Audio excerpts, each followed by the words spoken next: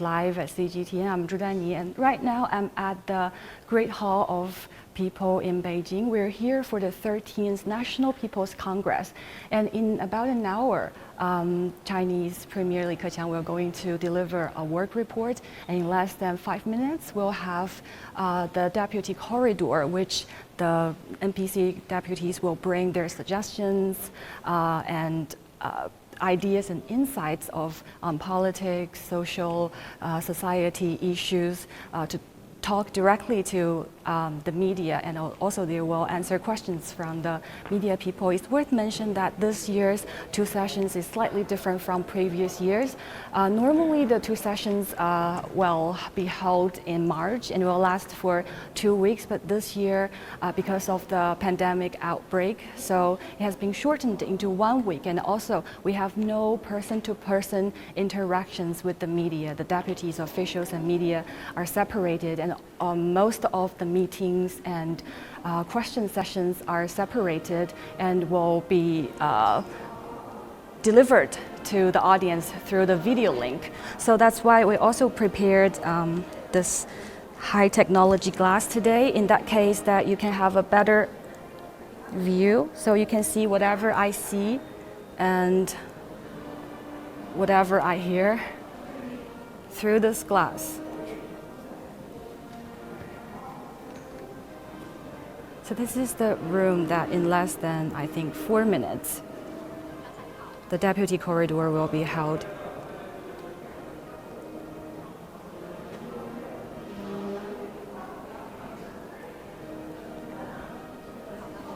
I think other than that,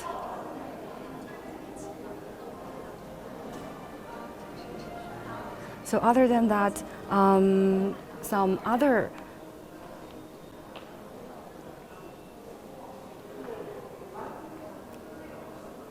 and this is the Great Hall of the People, you can see. We're on the first floor.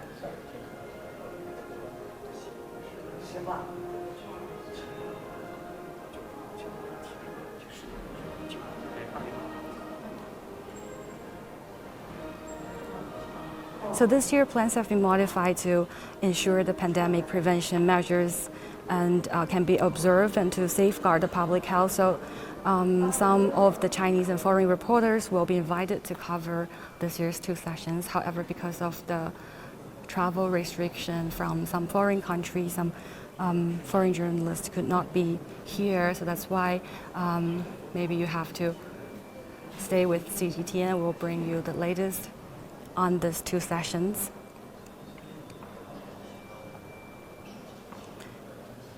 And as I mentioned just now, this year there's no person-to-person interaction. So the studio will be set up at the hotels where the delegations stay to allow the deputies and advisors to be interviewed through the video and phone. In that case, we prepared lots of different methods. We have fully prepared for the video interview with the deputies and delegates this year. And the National People's Congress is China's legislature, which is this year we have nearly 3,000 members. They will gather here in Beijing for 1 week, and this year's NPC will start on today and will last till 28th of May. So during this meeting, deputies will submit motions, pass laws, and vote on government work reports and state organ personnel as well as national budgets. And this year's two sessions is on high expectations.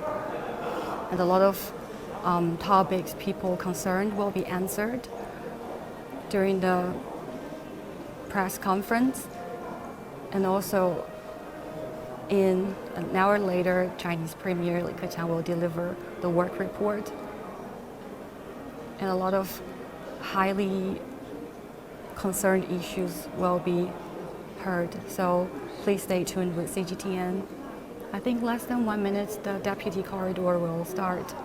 And this is a tradition started from 2018 that the deputies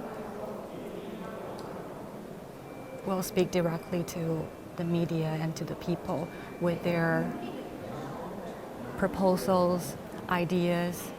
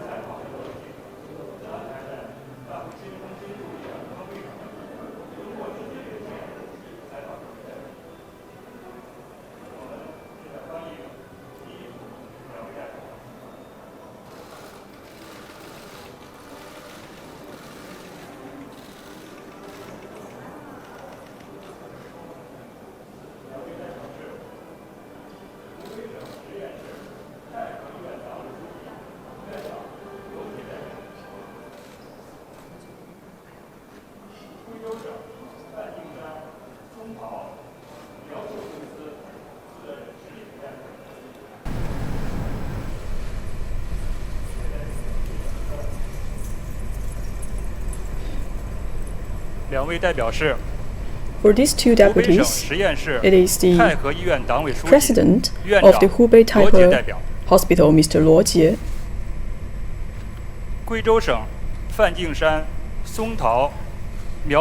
Person in charge of the Guizhou Songtao Miao Embroidery Corporation, Ms. Shi Liping. Now is the Q&A session.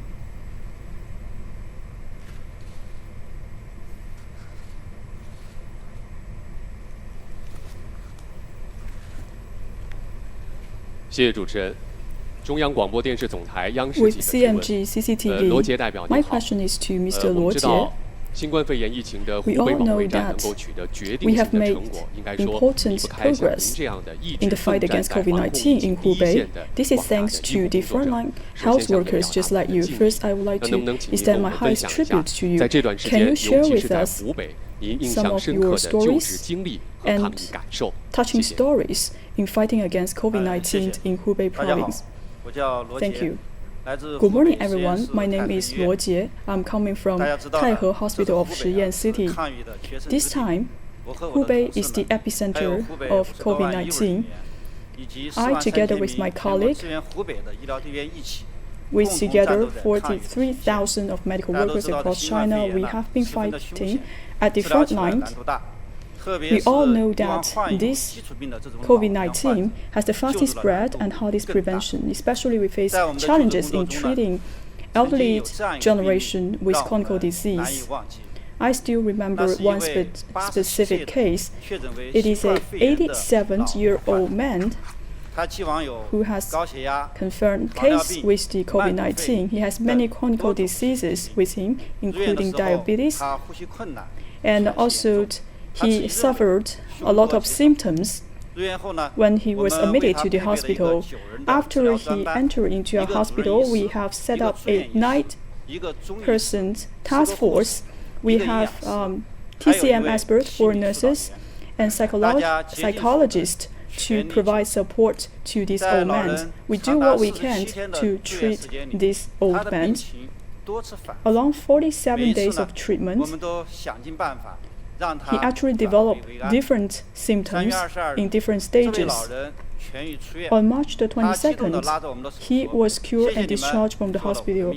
He was quite touched and thanked us for saving his life. In Hubei province, we have many people above 80 years old. We have saved lives for 3,600 people. We also have 7 people above 100 years old. We're doing what we can to save lives for these people. We have a lot of feelings in treating these patients. Especially, I am impressed by the work done by people who are born after 1990s. In our hospital, we have 7 male nurses, and they're very expertise in their nursing skills. In this fight against COVID-19, these people work together and work at the front line. In the quarantine wards, they provide medical support to the patients, and also they're helping with the ventilation of some of the severe patients. In mild cases, and they also help to clear the garbage in the hospitals. For people who are working in the quarantine wards, and these people has to be shifted at about 4 hours, but for these 7 nurses, they actually work for over 7 hours. So each time they're sweating out in their work. They have been working for over 40 days and rest for over 5 days. And in the past, I always see people who were born after 1990s, they're just kids, but this time, at this critical time, they're showcasing that they're people with responsibilities. They're the new generation and representing the future of the country. Also, what impressed me most is that with the unity and solidarity of our people, we will sure win the battle against COVID-19. With over 3 months of battle, we have made major progress in fighting against COVID-19. We will not forget that during the lockdown, we have received supplies from places around the country. We all remember that in the toughest time, we are receiving medical supplies that has been sent from across the nation. We also will remember for the 43,000 medics who are coming to Hubei to assist us. I would like to extend my heartfelt thanks to all of you. Here, I welcome all of you to visit Hubei, to experience the vitality of Hubei that has been recovering from the epidemic. And for people who have been providing support to us, I welcome you all to come back to Hubei and pay a visit. Thank you. Thank you, Mr. Luo Jie. Next question, please. The last row, the female journalist.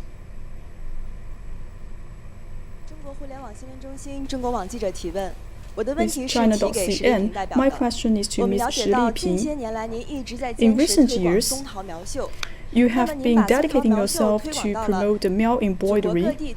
You have actually promoted the embroidery to different places in China and also around the world. And also you have mobilized many women to get engaged in the male embroidery. I will want to understand your feelings in helping with the poverty alleviation. What is your feeling? Thank you. Thank you for your support. I am Ms. Shi Liping. I'm an NPC deputy from Songtao Miao Embroidery. Miao embroidery is well known in Songtao of Guizhou province. In recent years, my hometown have overcome very difficulties and made a lot of efforts in poverty alleviation. And also we opened up many business and witness great development in the male embroidery. Our people has gained sense of happiness and satisfaction, and also we see a lot of changes in the infrastructure. We have seen a brand new image of our city. We have actually embarking on the road to build a moderately prosperous society. Start from 2000, I have embarked on a long journey to record the history of the Miao embroidery. I'm the 7th generation of inheritance of Miao embroidery. I have to carry forward the culture of Miao embroidery. Start from 2008. I organized a team dedicated in Miao embroidery. At the beginning, we only have 3 people. Now we have over 4,000 female workers in the embroidery. So these people are laid-off workers, and also some people are local residents. We are using our hands to develop the embroidery.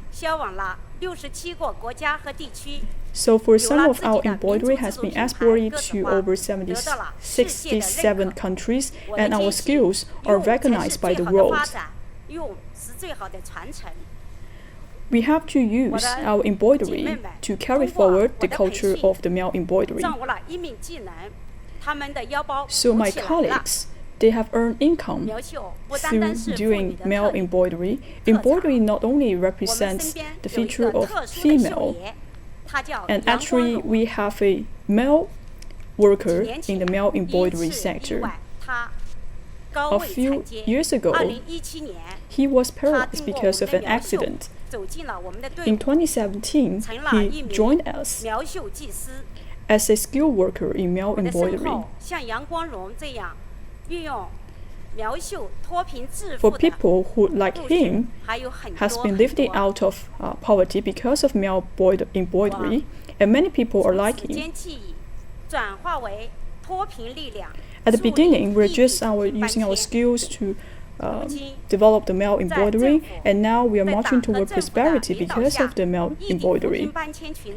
Now, with the leadership of CPC Central Committee, some of the people has been relocated to their new homes. Just like the 1.8 million rural residents, we have started our new life. In the relocation site, I have set up over 100 workshops, and also I lead a large group of women to participate in the male embroidery sector.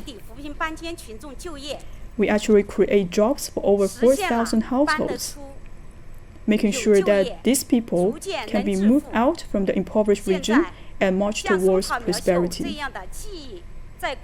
Right now, male embroidery has already created jobs to over 500,000 people.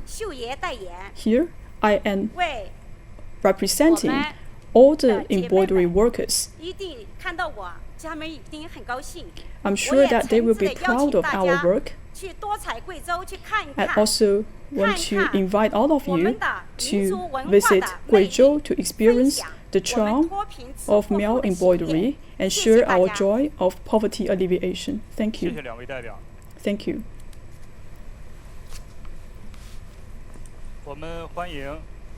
Now let's welcome the second group of the deputies.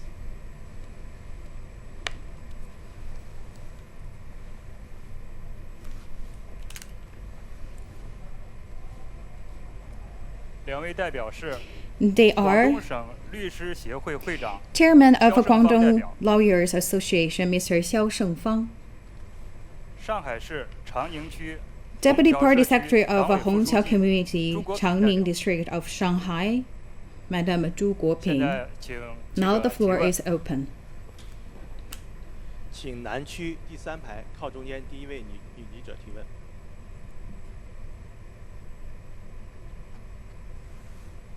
谢谢。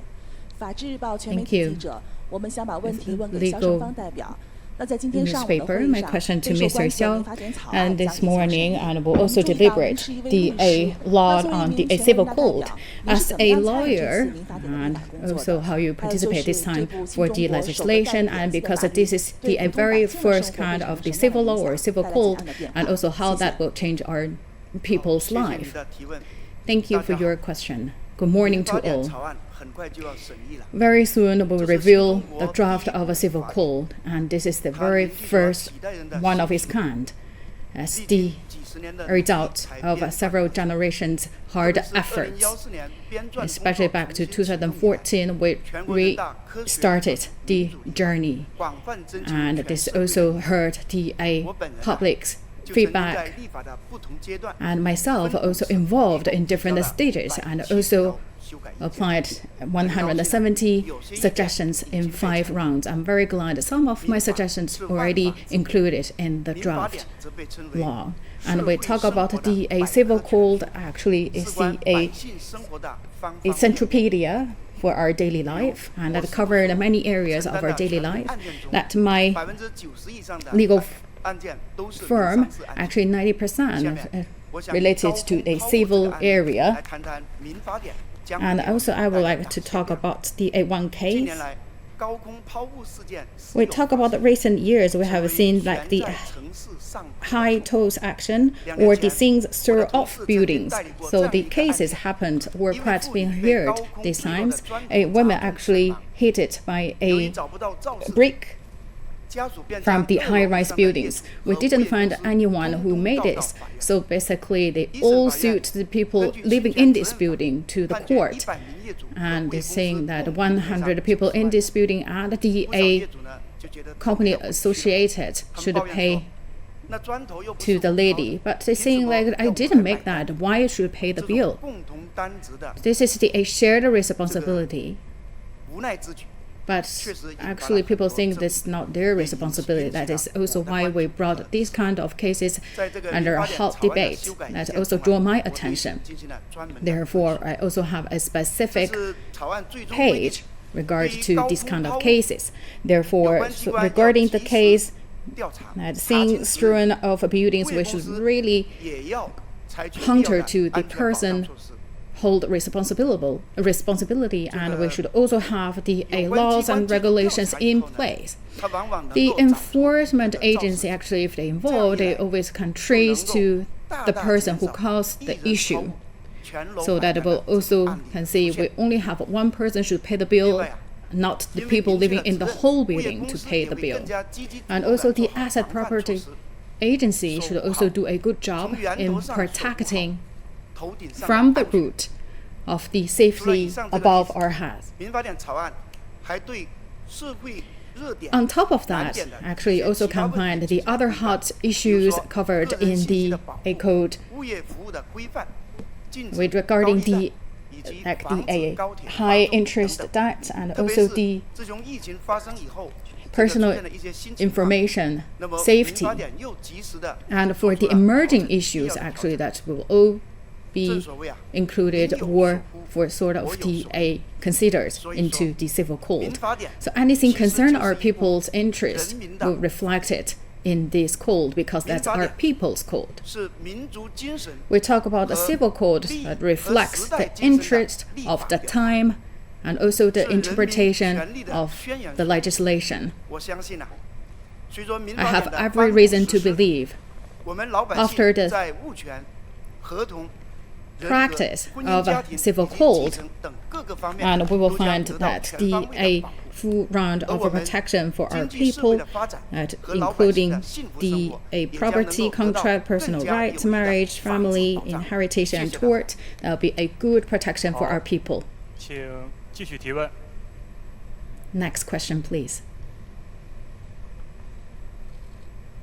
请南区第二排最边上男记者提问。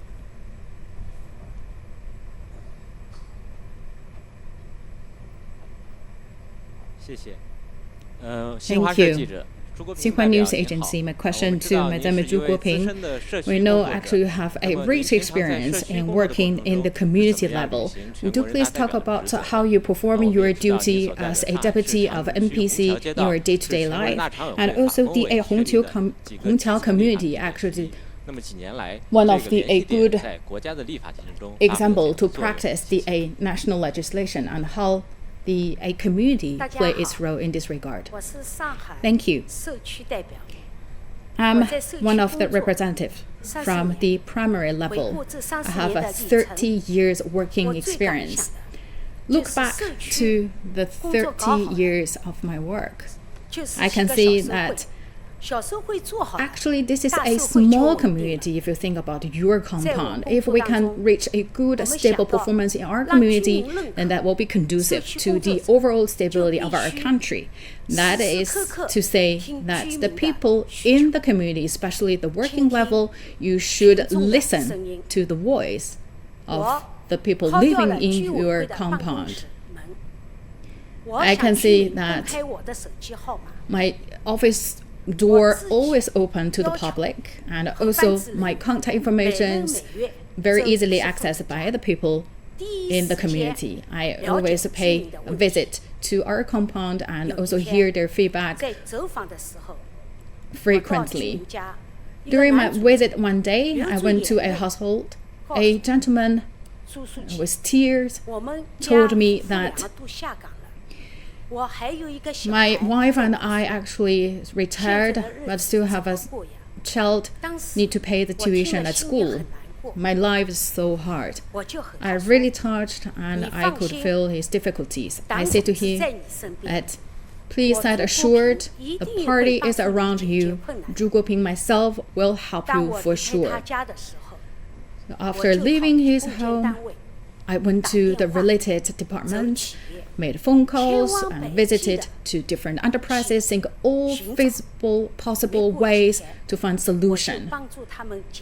Just a few days later, I helped them find a solution.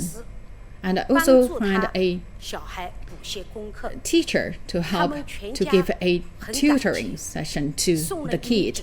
And they really touched and also gave me the award saying that for my great job. And right now they also become a volunteer of my community. Hotel community actually is one of the legislation community center for the legislation framework, and also you can see that the national anthem law and law to protect the adolescents, and also in total 35 legislations or practice or made suggestions. Before I came to Beijing, and also the people from my community asked me to say one thing. And we want to see a accelerated work done on the community leadership.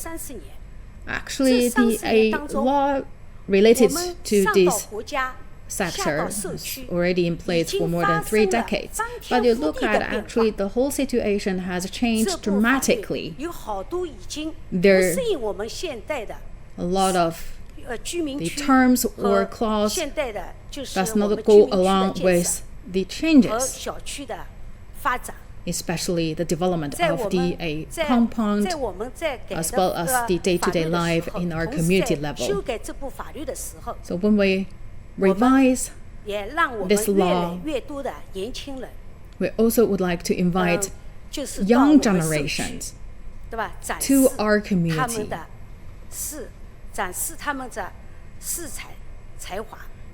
to show their ability and skills as well as their intelligence. Thank you. Thank you to delegates. Thank you to deputies. Let's welcome the third group of deputies.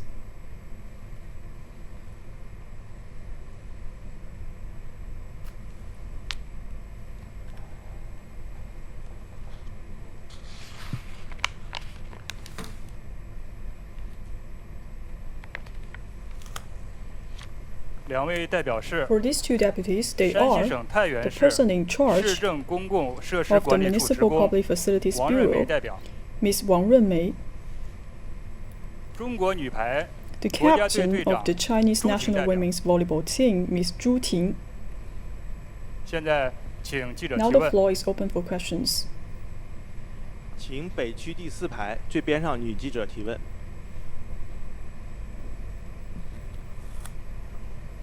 谢谢主持人。 Thank you. 我是山西日报记者。 From Shanxi Daily, my question is to Deputy Wang Runmei.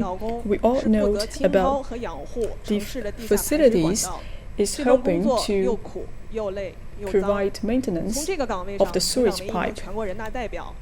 So it is a very tough job, I believe. Now you are a MPC deputy. You have been experienced a lot. Can you share some of your thoughts and experience? 大家好， Thank you. 我是王润梅， Thank you for 是 your 来 question. 自 My 山 name 西 is 太 Wang 原的一 Runmei. 名市政水道工。 I'm a 我每 pipe 天的 worker 工作 from 就是 Municipal 在城 Public 市的大街 Facilities 小 Bureau. 巷 So each 拿 day 着 on my 羊镐 work, 叉子掏下水道。 I'm doing my work 在很多 to 人眼 clear 里， and 这份 maintain 工 the 作 sewage 又 pipe. 脏又累。 Some people are saying that 的 this 确 is 是 a 这 very 样。 tough job 就 indeed. 在我18 It 岁 is 刚参加工作的 very 时候， tough. I joined my 也觉得很 post 委 at the 屈。 age of 18. At that 说 time, 实话，找对象的 I'm 时候， too 跟人 desperate 说 in 自 this 己 work, 是掏下水道 and 的 it's，difficult 都觉 to 得说不出 tell 口。 others that I'm a pipe 当时组里除我 worker. 年纪小， I'm the youngest one in my group, and actually, my leader always encouraged me that everyone have to take different posts. You have to do what you can, and other people will respect your work. And since then, I have been taking my work for 27 years. I've seen a lot of changes in the past 27 years.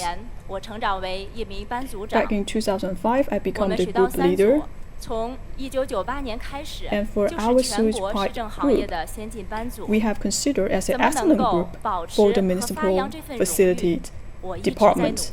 I have been working very hard to carry forward the spirit of our group. With the development of the city, we have more streets and more wells, and we have a heavy workload every day, and also we see an upgrade and change of the tools. We have 12 people in our group. 9 of them are women. We're responsible for over 10,000 wells in over 100 districts in our city. I remember one day when auntie came to me and told me that they have a blockage in the sewage pipe and the wastewater is everywhere. She is asking for my help. Actually, for communities, it is not our responsibility, but I think she is very anxious that I took this job. I helped them to clear all the sewage, and the auntie was very happy and say a big thank you to me. And this happens actually many times. And as my leader, shall we provide proactive services to those communities to clear the pipelines for them? And actually my leaders give a great support to all of us. And then we started this campaign to visit the communities to provide home services. And this is welcomed by the local residents and recognized by the CPC Party Committee. In 2013, once again, I was elected as the MPC deputy. As a pipe worker, it is my great honor to visit the Great Hall of the Peoples. When I go back to my work position, and many people recognize my face, and they said, actually, you are the MPC deputy. I saw you on television. In that moment, we were proud of ourselves, and we will work hard in our duties. And each time when I'm clearing the pipe water, say we have to use our efforts to create a beautiful life. If we're doing a good job, I believe our life will get better and our country will get stronger. I always remind myself, as a grassroots MPC deputy, I have to hold on to my position, and also I have to fulfill the duties as an MPC deputy. I have to hear the voices from the grassroots, and also I have to understand the domestic affairs. So this year, I have brought a proposal to the MPC. Hopefully in the future, we have a better life for our people and better environment for our residents. Thank you. Next question. 请南区第一排第3位男士提问。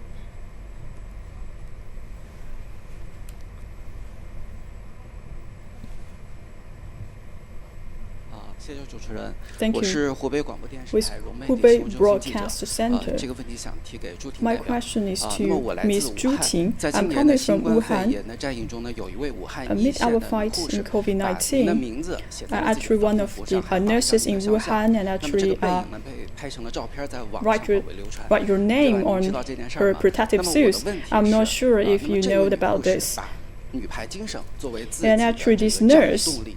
has considered the spirit of the women's volleyball team as her motivation. So can you tell us more about the national women's volleyball spirit? So last year, we have won the championship of the World Cup of the volleyball, and we recognized by our country. It is not because we win another championship, it is because the national women's team has gone through many difficulties. because we are united together and go through many difficulties. We used to lose in the past. For example, in 2018, we actually lose one important match in the semi-finals, and everyone was quite frustrated. And our coach also realized our frustration, and she had a meeting immediately. She cheered us. She's saying that even though the national anthem is not about to play, but we have to hold on to our job. However, her words motivate all of us. So for the spirit of the women's volleyball, we have to work hard so that the national anthem can be played and the national flag can be raised in the arena. So actually for this kind of spirit, it's always with us. Sometimes we know that we cannot win the champion, but we will do what we can.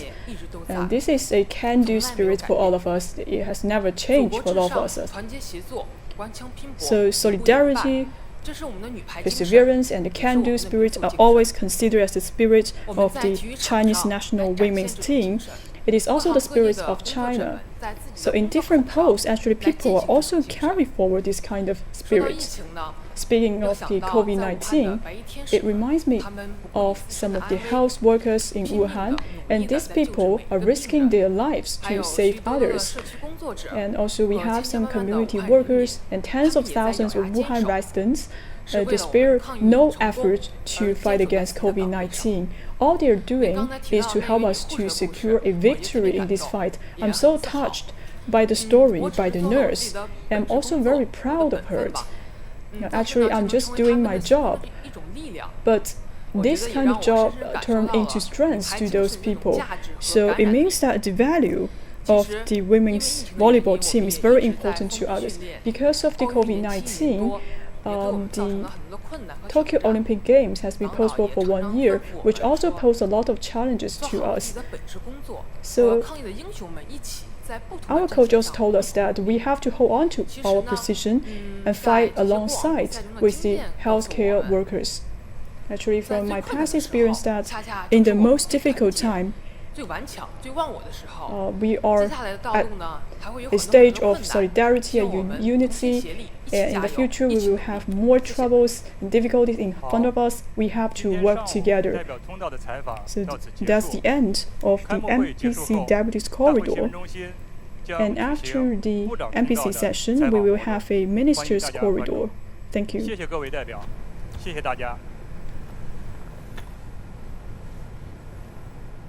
And that's the MPC deputies. As the MPC's deputies are from different walks of life, their voice is actually a cross-section study of the Chinese society, including doctors fighting the disease in the front line, and also ethnic minority representative talking about how she got out of poverty, and community workers about their social work. It's great to see more female and younger MPC deputies. Right, let's talk about business. Restarting production has been a priority in China, not only for domestic companies, but also international firms. Let's go to Shanghai now to our reporter Yang Chengxi. Hey there, Chengxi. So how is the Shanghai economy tracking?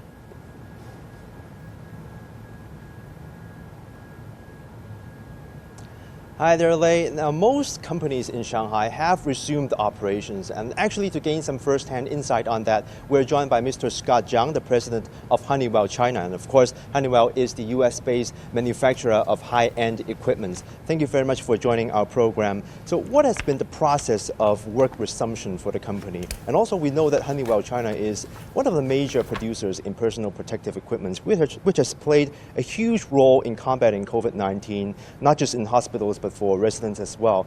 So can you talk about the company's role in combating this disease?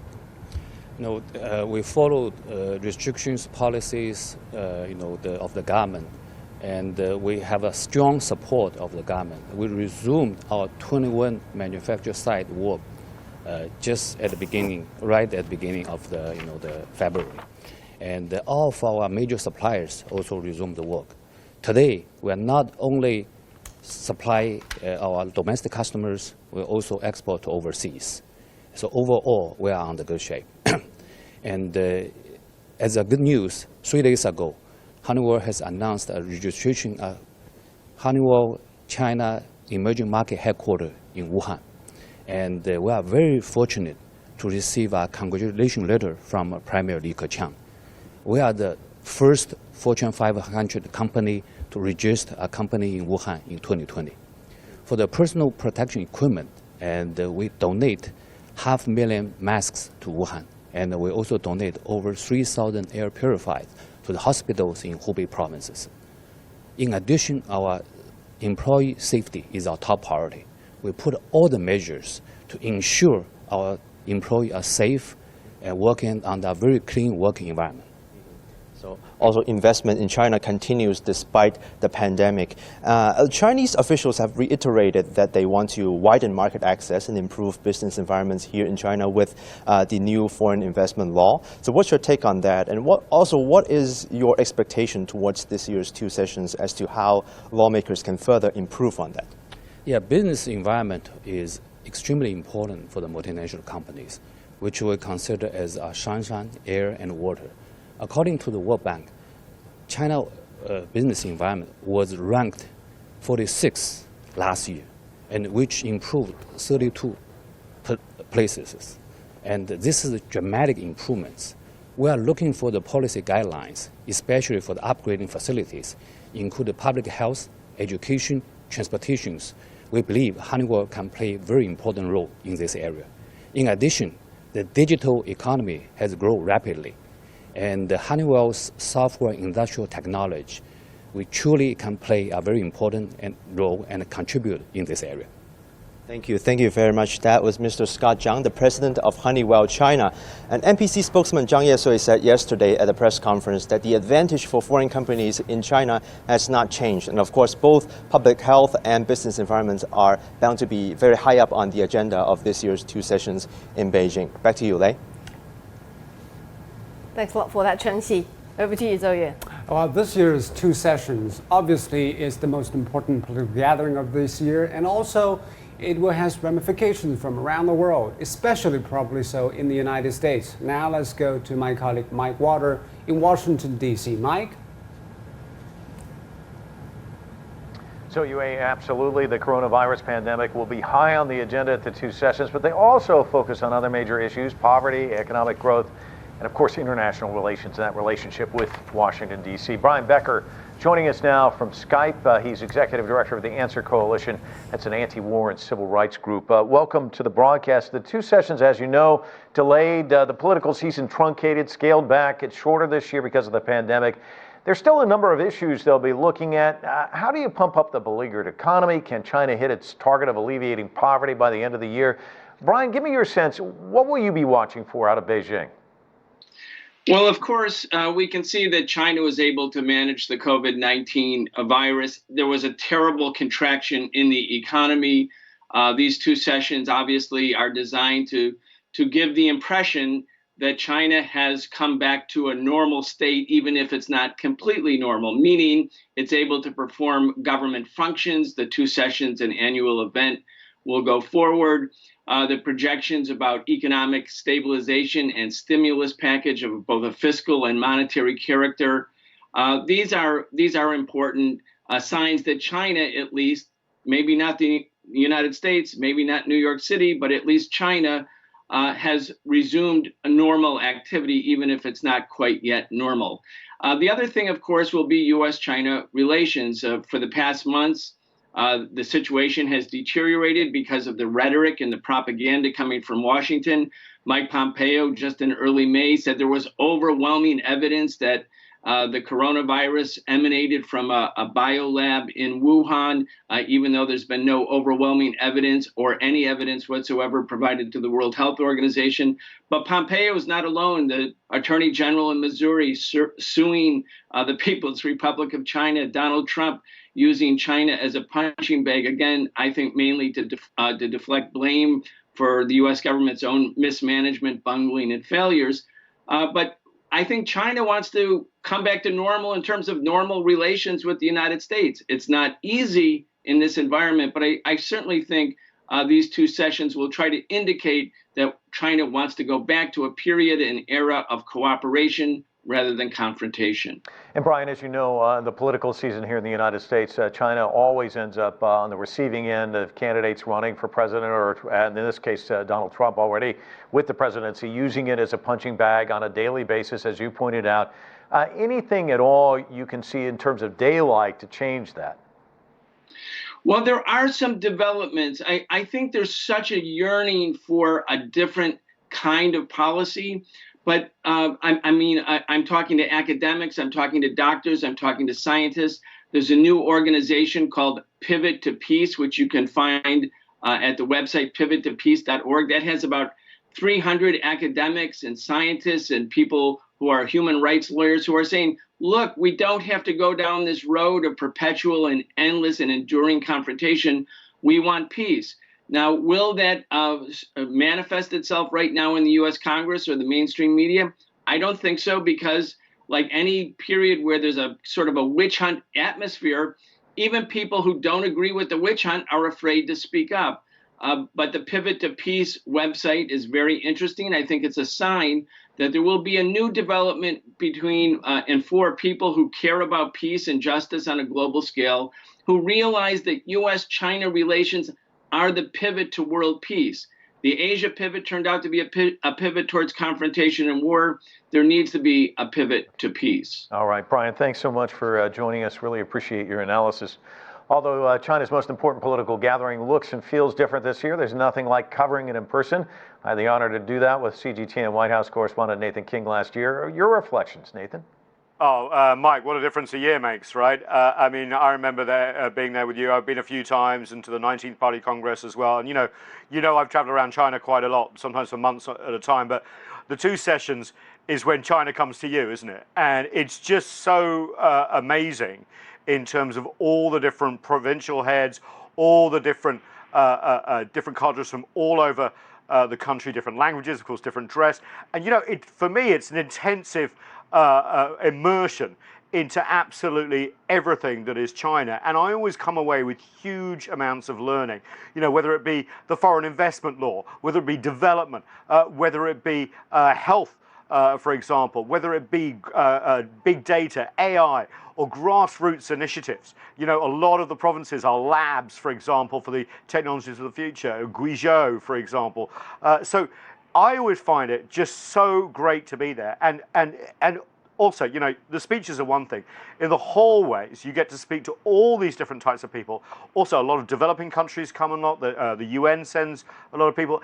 And what I like the most is all the journalists from the different provinces come as well. So you get to know their states and provinces in granular detail.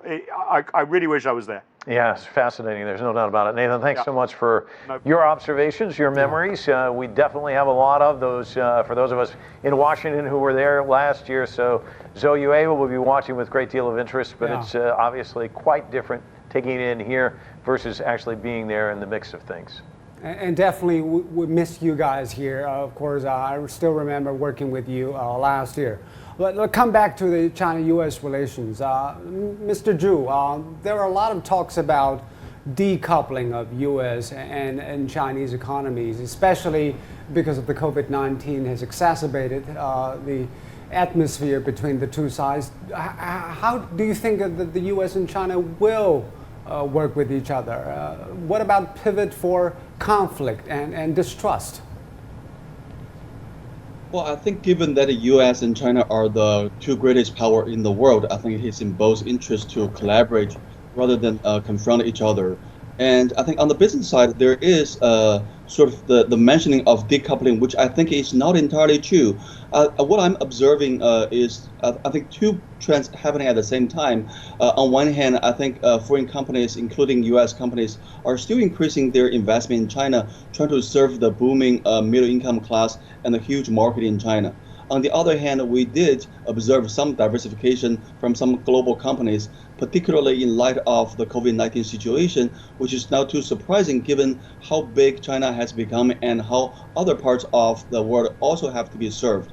And also, I think in terms of the further collaboration or decoupling, I think there are two areas which are really worth watching. One is in the areas of national security. I think there are so many different sensitive spots which China and the U.S. would both benefit by collaborating with each other.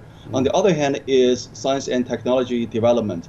I think especially in terms of developing antibody and a virus for the COVID-19 situation, we have seen tremendous progress being made by through collaborations by different countries, and then I think by cutting off collaborations between China and the U.S. will be costing the world a great deal in terms of saving lives and improving people's welfare.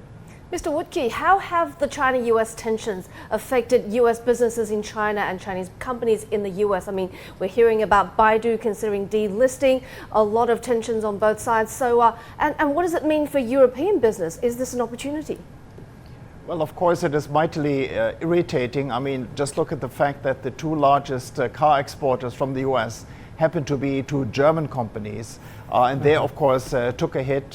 Likewise, of course, trade tensions, tariffs increase are always a damper on business, regardless of where you are. And there was no real benefit for Europe coming out of this. We're all struggling to see where this is going to go. WTO is very important to us. We hope that China and the European Union can actually team up there together. And as my friend Zhu Ning says, we really look at the election campaign over the next months with great concern, as China bashing is in this silly season the word.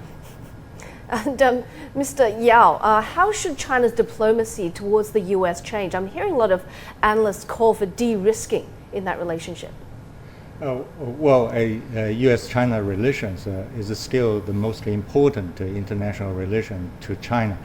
I think continuing this engagement is to the benefits of both countries. I would like to suggest that the second phase talk between the two countries to open very soon, so the two countries can sit at the table and discuss international trade architecture for the next phase of WTO reform. And I want to pin you down on this, Mr. Yao. Both China and Europe have been championing multilateralism, globalization, but this U.S. administration seems to be bent on bilateral negotiations, nationalist economic policies. Do you think this will pass when there is another election and another leader, or it probably stayed the way it is for America? Well, the Trump administration is quite straightforward to defend American interests. That's why it's joining off from international organizations. But I really don't think that U.S. is ready to leave the world. United States will come back, particularly if a new president will be produced in November. So China should be prepared for that. So that's why I strongly advise the government to get into the second phase talk soon. You're now watching the live feed from outside the Great Hall of the People in the heart of the Chinese capital, Beijing, and the National People's Congress annual session, which has been delayed for 2.5 months, will kickstart very soon. We'll keep you updated. Looks like a great day. Mr. Zhu, I want to talk about the impact on Asia, because what we're seeing is that intra-Asia trade and investment is very strong as a result of the geopolitical tensions elsewhere. Do you see that too? Yes, I think that is a very big trend going forward, and I think that's very encouraging to both China and other countries in the areas of Asia Pacific.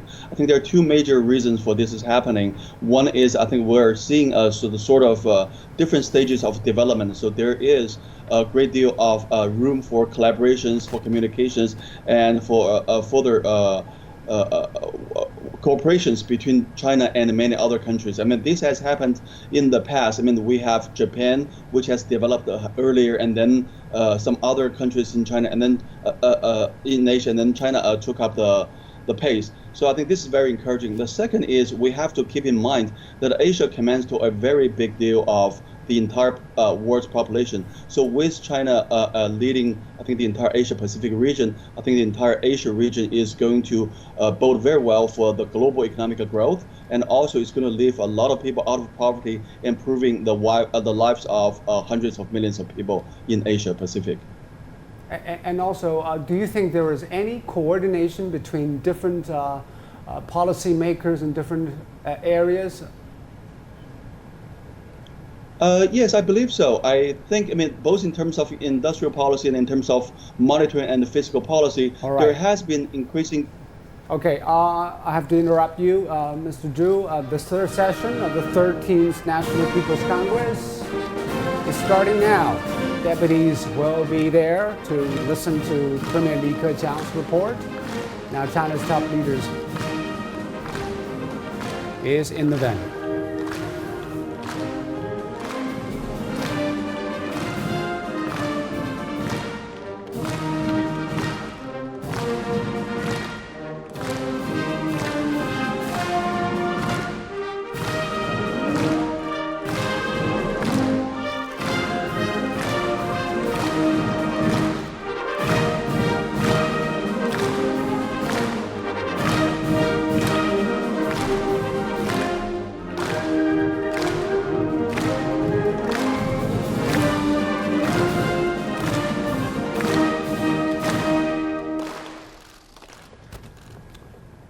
Very soon, Chinese Premier Li Keqiang will give his work report on behalf of the government and also providing insights on China's reform and development and hopefully provide a blueprint for next year's economic and social growth in this country.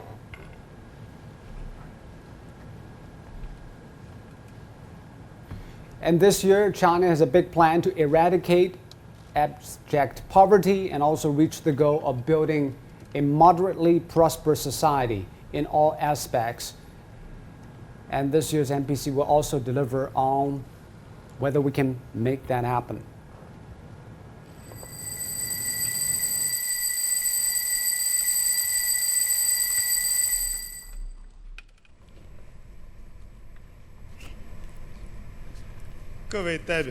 Fellow deputies, the third session of the 13th National People's Congress has scheduled attendance of 2,956. Today, we have actual attendance of 2,897, 59 absent. The number of actual attendance is up to strength in accordance with the law. Now I declare the third session of the 13th National People's Congress of the People's Republic of China is inaugurated.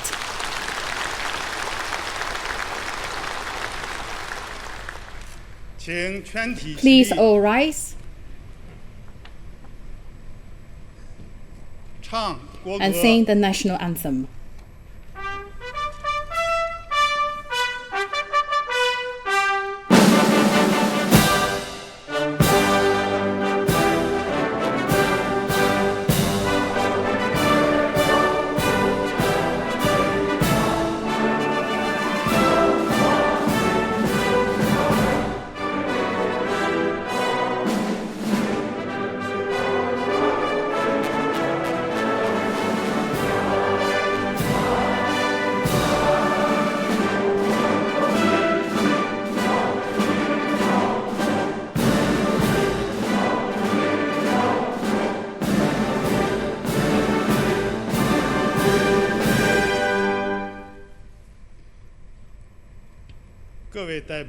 Fellow deputies, the COVID-19 epidemic is a major health emergency recognized as having spread fastest, caused the most extensive infection, and proved the hardest to contain since the founding of New China. During the hard fight against the COVID-19 epidemic, a group of medics, officials, people at the primary level, and other people danger or even sacrificed their lives. And also many patients lost their lives. Here, I would like to pay tribute and condolences to the deceased. Now let's observe a moment of silence.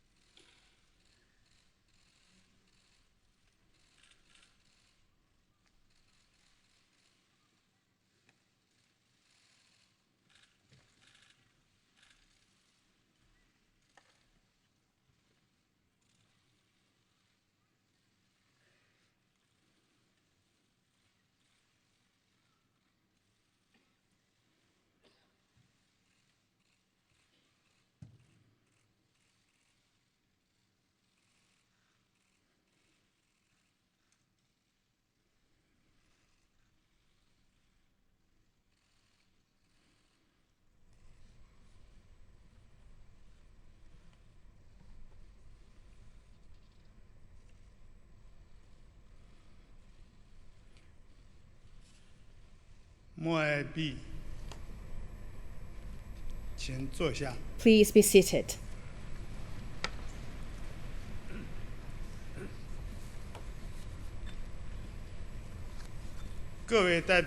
Fellow deputies, for today we have 5 items on the agenda. Now let's begin with the first one, to reveal the government work report. Now let's give the floor to Premier Li Keqiang of the State Council.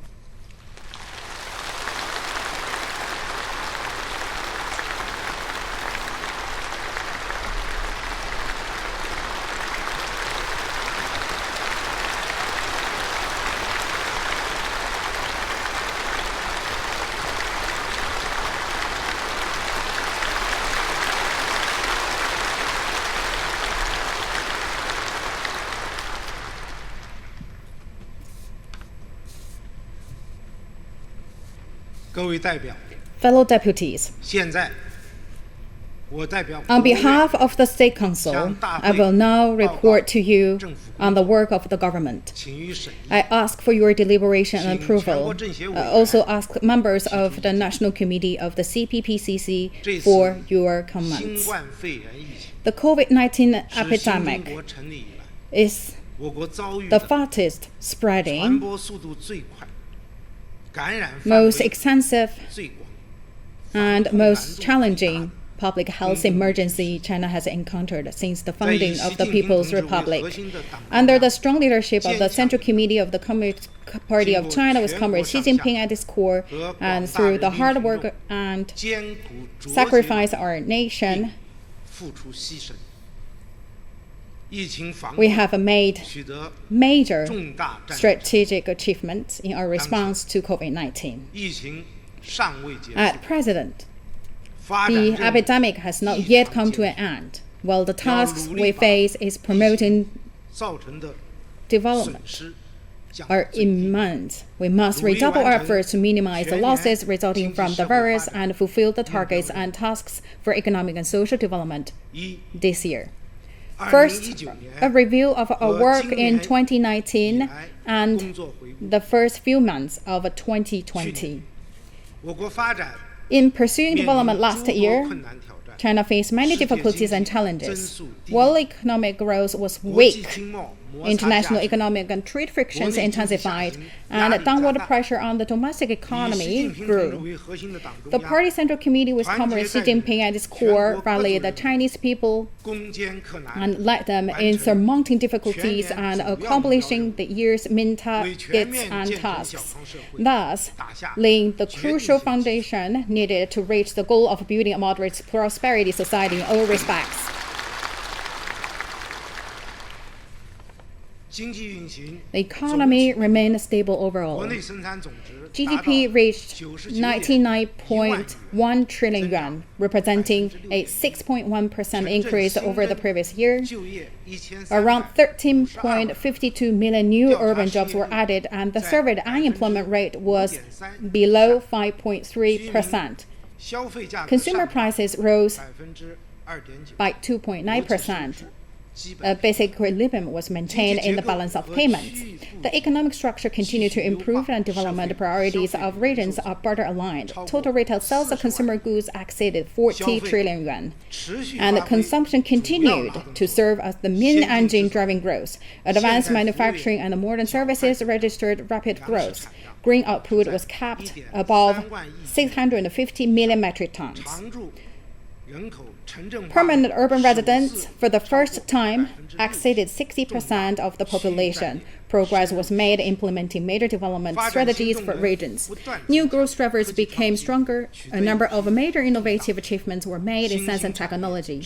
Emerging industry continued to grow. Upgrading in traditional industries accelerated. Business startups and innovation continued to surge nationwide, with an average net increase of over 10,000 businesses per day. Major headway was made in reform and opening up. Supply-side structural reform was further advanced, and the breakthroughs in reform were made in key areas. We cut taxes and fees by 2.36 trillion yuan, going well beyond our target of 2 trillion yuan. With manufacturing and micro and small businesses benefiting most. The reform of government bodies were completed. Reform to streamline administration, dedicate power, improve regulation services were steadily advanced. Star market was established and joint effort to pursue BRI yield fresh results. Regulation for the implementation of the foreign investment law were adopted and the China Polo Free Trade Zone was established. Foreign trade and investment remained stable. Pivotal progress was achieved in the three critical battles. Decisive achievements were made in poverty alleviation. The rural population was reduced by 11.09 million, and the poverty headcount ratio fell to 0.6%. Pollution prevention and control continued with a further reduction in the discharge of major pollutants and overall improvement in the environment. The financial sector remains stable. Living standards continue to improve. Per capita disposable personal income topped 30,000 yuan. Basic old age insurance, health insurance, and subsistence allowance standards were raised. Further progress was made in the construction of urban government subsidized housing and the rebuilding of dilapidated houses in rural areas.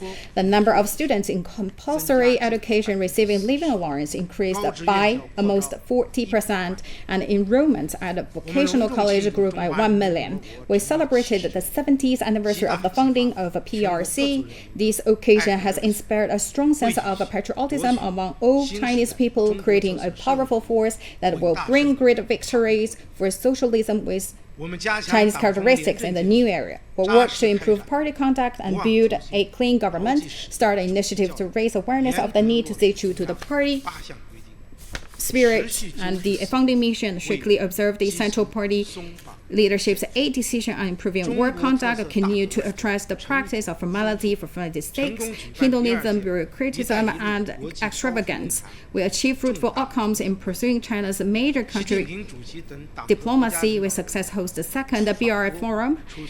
President Xi and other party and state leaders visit many countries and attend major international events, including G20, the BRICS Summit of the Conference on Interaction and Confidence Building, the SCO, the East Asia Leader Meeting, as well as the China-EU Leader Meeting and the China-Japan ROK Leaders Meeting. We play an active role in the development and reform of the global governance system and promoted the building of a human community with a shared future. We successfully pursue economic diplomacy and the cultural and people-to-people exchanges. China made an important contribution to the advance of world peace and development.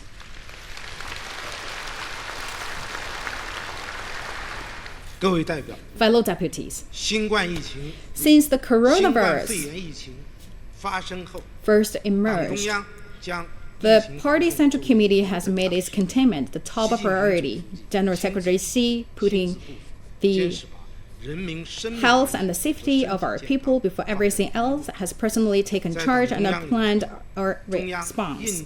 Under the leadership of the Party Central Committee, the Central Leading Group for COVID-19 response has made timely decisions and plans. The Central Guidance Group has provided effective guidance and supervision. The State Council Interagency Task Force has coordinated response efforts. All localities and the government departments have fulfilled their respective duties, and people from every walk of life have given their full support.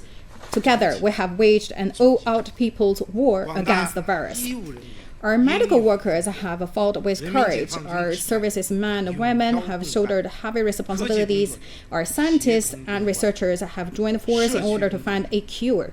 Our community workers, policemen and women, officials working at the primary level, media personnel, and volunteers have stood fast at their post.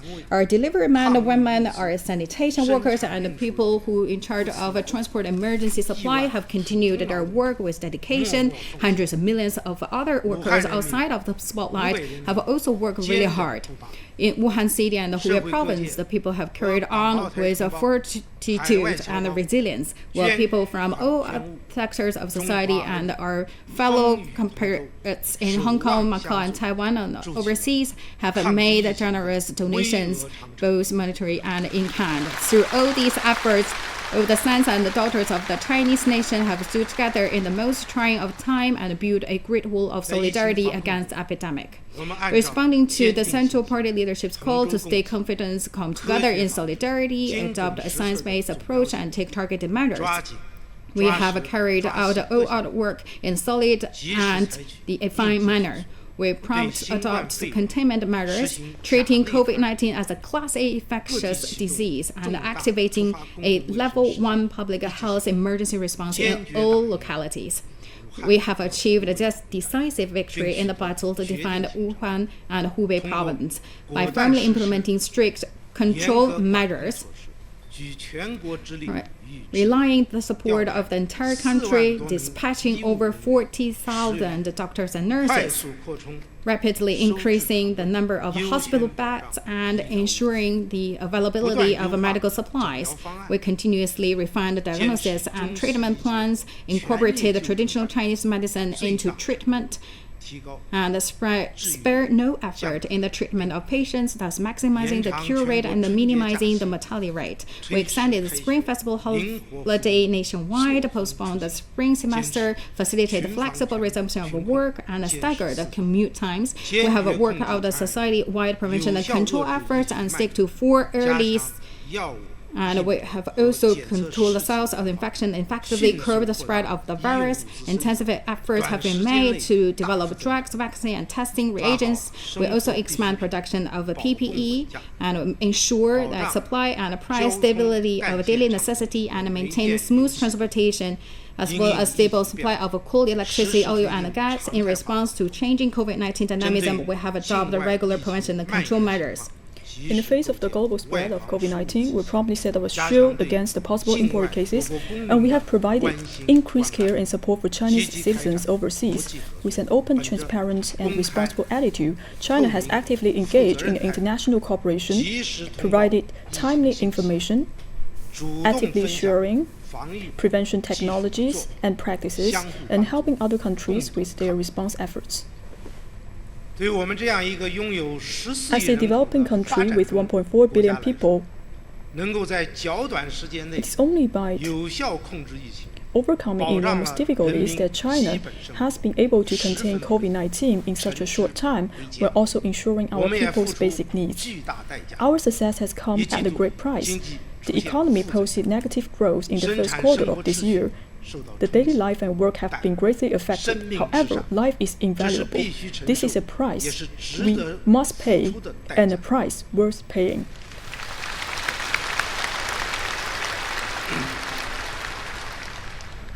We have also promoted economic and social development while continuing to advance epidemic control, and lost no time in resuming work and production when appropriate. We have rolled out 90 policy measures in 8 categories. We have provided assistance to enterprises to stabilize employment, cut and exempted taxes and fees, exempted all tolls on highways, reduced the cost of energy use, and granted subsidies loans.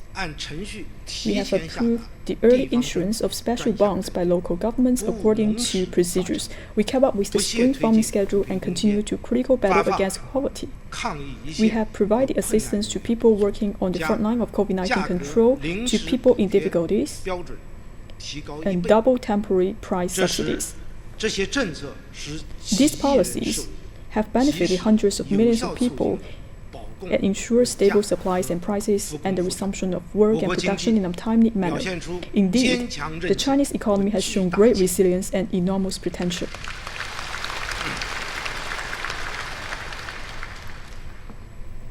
Fellow deputies, we owe what we have achieved in economic and social development since last year, and in COVID-19 control this year, to the strong leadership of the CPC Central Committee with Comrade Xi Jinping at its core, the sound guidance of Xi Jinping's thought on socialism with Chinese characteristics for a new era, and the concerted efforts of the party, the armed forces, and the people of all ethnic groups in China. On behalf of the State Council, I would like to express my sincere gratitude to the Chinese people of all ethnic groups and to all other political parties, people's organizations, and public figures from all sectors of the society. I express heartfelt appreciation to our fellow countrymen and women in the Hong Kong and Macau Special Administrative Region, in Taiwan, and overseas.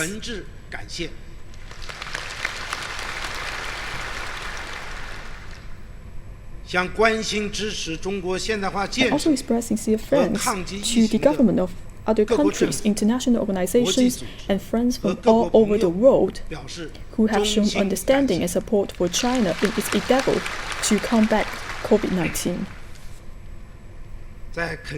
While recognizing our achievements, we are also aware of the difficulties and problems we face. The shock of the COVID-19 pandemic has sent the world economy into severe recession, disrupted industrial and supply chains, and caused a contraction in international trade and investments and volatility in commodity markets. Domestically, consumption, investment, and export have declined, pressure on employment has risen significantly. Enterprises, especially small and medium-sized business, face growth difficulties. There are increasing risks in financial sector and other areas. The budgetary imbalance of primary level governments have intensified.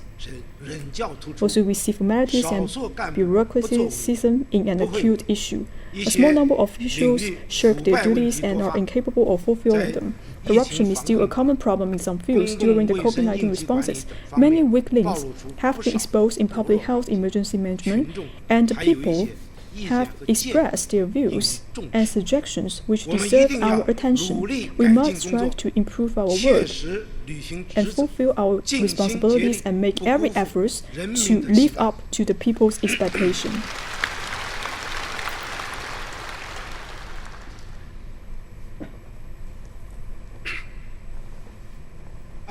Second, main targets for development and the overall plan for the next stage of work. For the government to deliver this year, we must, under the strong leadership of the Party Central Committee with Comrade Xi Jinping at its core, do the following. We should follow the guidance of Xi Jinping's thought on socialism with Chinese characteristics for a new era, implement the guiding principles of the party's 19th National Congress and the 2nd, 3rd, and 4th plenary sessions of the 19th Central Committee in full. We should add on the party's basic theory, line, and policy. We should strengthen the 4 awareness, consolidate 4 confidence, and do the 2 upholds. We should carry out the COVID-19 control and promote economic and social development to fulfill the targets for completing the building of a moderately prosperous society in all aspects. While carrying out the regular COVID-19 control, continue to follow the general principle of pursuing progress while ensuring stability. We should pursue the supply-side structural reform as our main task and draw momentum from reform and opening up to promote high-quality development. Make progress in 3 critical battles. We should step up efforts to ensure stability on 6 fronts and maintain securities in 6 areas. To pursue the strategy expanding domestic demand, ensure economic development and social stability, accomplish the targets and tasks for winning the battle against the poverty, and to making sure that we can expand our domestic demand so this economic development and stability can be ensured so that we can bring the completion of the building of a moderately prosperous society in all aspects. At present, and for some time to come, China will still face challenges like never before. However, we have unique political and institutional strengths and a strong economic foundation, as well as an enormous market potential. We also have hundreds of millions of intelligent and hardworking people. If we face challenges head-on, boost confidence in development, create strong impetus for growth, and preserve and make the most of the important periods of strategic opportunity for our development, we will be able to make it through the challenging time. The horizon of China's development are full of promise. On the basis of comprehensive assessment of the current situation, we have made proper adjustments to the targets that we were considering before COVID-19 struck. This year, we must give priorities to stabilizing employment, ensuring living standards and win the battle against poverty, achieve the goal to build a moderately prosperous society in all aspects. Over 9 million new urban jobs, a survey urban unemployment rate of around 6%, and a registered urban unemployment rate of around 5.5%, CPI increase of around 3.5%, more stable and higher quality imports and exports, and a basic equilibrium of the balance of the payments. The growth in personal income that is basically in step with economic growth, elimination of poverty among all rural residents living below current poverty line and in all poor regions, effective prevention and control of major financial risks. A further drop in energy consumption per unit of GDP and the discharge of major pollutants, accomplishment of the 13th five-year plan. I would like to point out that we have not set a specific target for economic growth this year. This is because our country will face some factors that are difficult to predict its development due to the great uncertainty regarding the COVID-19 pandemic and the world economic and trade environment. Not setting a specific target for the economic growth will enable all of us to concentrate on ensuring stability on the 6 fronts and the security in 6 areas. We must focus on maintaining security in the 6 areas in order to ensure stability on the 6 fronts. By doing so, we will be able to keep the fundamentals of the economy stable. Maintaining security will deliver the stability needed to pursue progress, thus laying a solid foundation to deliver a goal to build a moderate, prosperous society in all aspects. We have to be clear that the efforts to stabilize employment, ensure living standards, eliminate poverty, and prevent and diffuse risk must be underpinned by economic growth.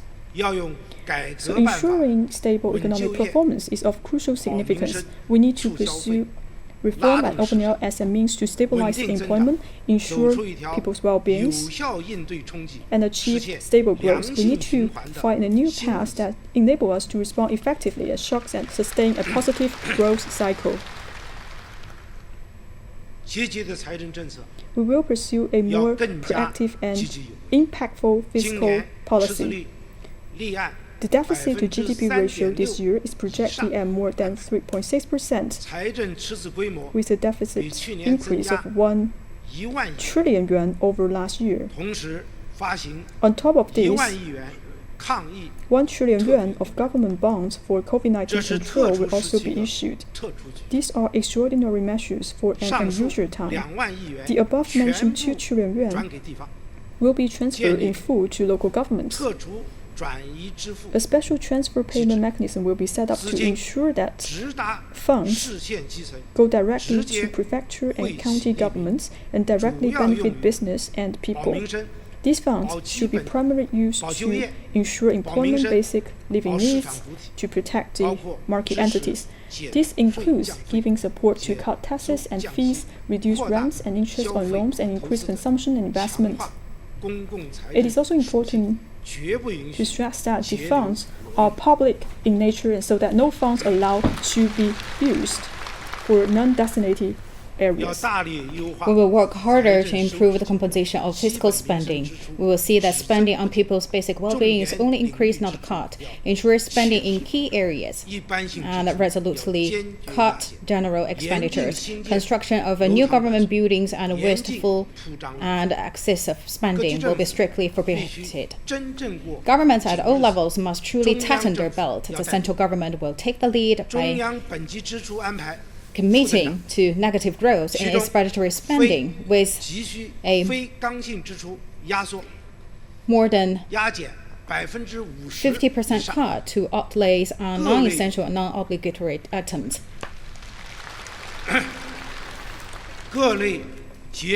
All types of surplus, idle and carryover funds should be taken back and will be restored and reallocated. We will see that funds are put to better and more effective use, and we will scrutinize all expenditure items and see that every cent is used where it is needed most and where market entities and the people will feel the greatest benefit from it. We will pursue a prudent monetary policy in a more flexible and appropriate way. We will use a variety of tools such as triple R reductions, interest rate cut, and relending to enable M2 monetary supply and aggregate financing to grow at a notable higher rate than last year. We will keep the RMB exchange rate generally stable at an adaptive balanced level. as we work to develop a new monetary policy instrument that can directly stimulate the real economy. It's crucial that we take steps to ensure enterprise get a loan easier and promote steady reduction of interest rates. We will strengthen the employment first policy, and we will synergize the stable employment through the coordinated use of fiscal, monetary, investment policy. We'll strive to keep existing jobs secure, work actively to create new jobs, and help unemployed people find jobs. At local government, we need to overhaul or rescind excessive restrictions on employment and adopt all possible measures to bolster employment. Eliminating poverty is an obligatory task we must complete in order to build a moderately prosperous society. In all respects, we will continue to apply the current standards, take stronger steps to implement poverty reduction measures, and ensure all remaining poor people are lifted out of poverty. Will improve and effectively utilize the mechanism for monitoring and assisting people who fall back into poverty, and we will endeavor to protect our blue sky, clear water, clean land, and meet the goal for creating battles of pollution prevention control. Strong prevention control measures will be taken to forestall systematic risks. Almost 5 months of this year have passed. In the next stage, we will not let up on any front of our long-term fight against COVID-19, nor will we lose any time in advancing China's economic and social development agenda. The policy we adopt should be both forceful and sustainable, and they may be adjusted as called for. We have both the resolve and ability to accomplish the targets and tasks set for this year.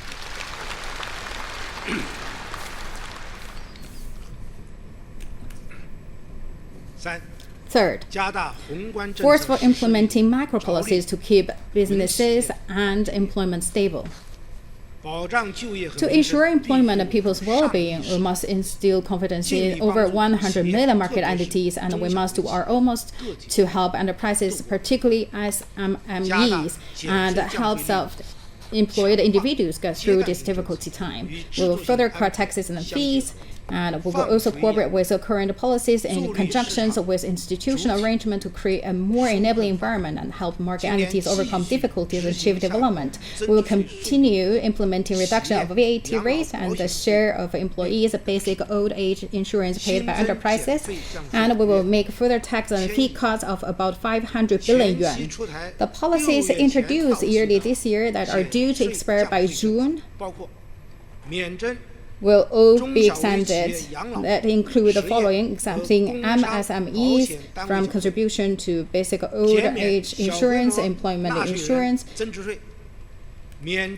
and the cancelling VAT for small-scale taxation, exempt VAT on services such as public transportation, restaurants and hotels, tourism and entertainment, and culture and sport, and also the reducing and cancelling civil aviation development fund contribution and poor development fees. These were all extended till the end of this year.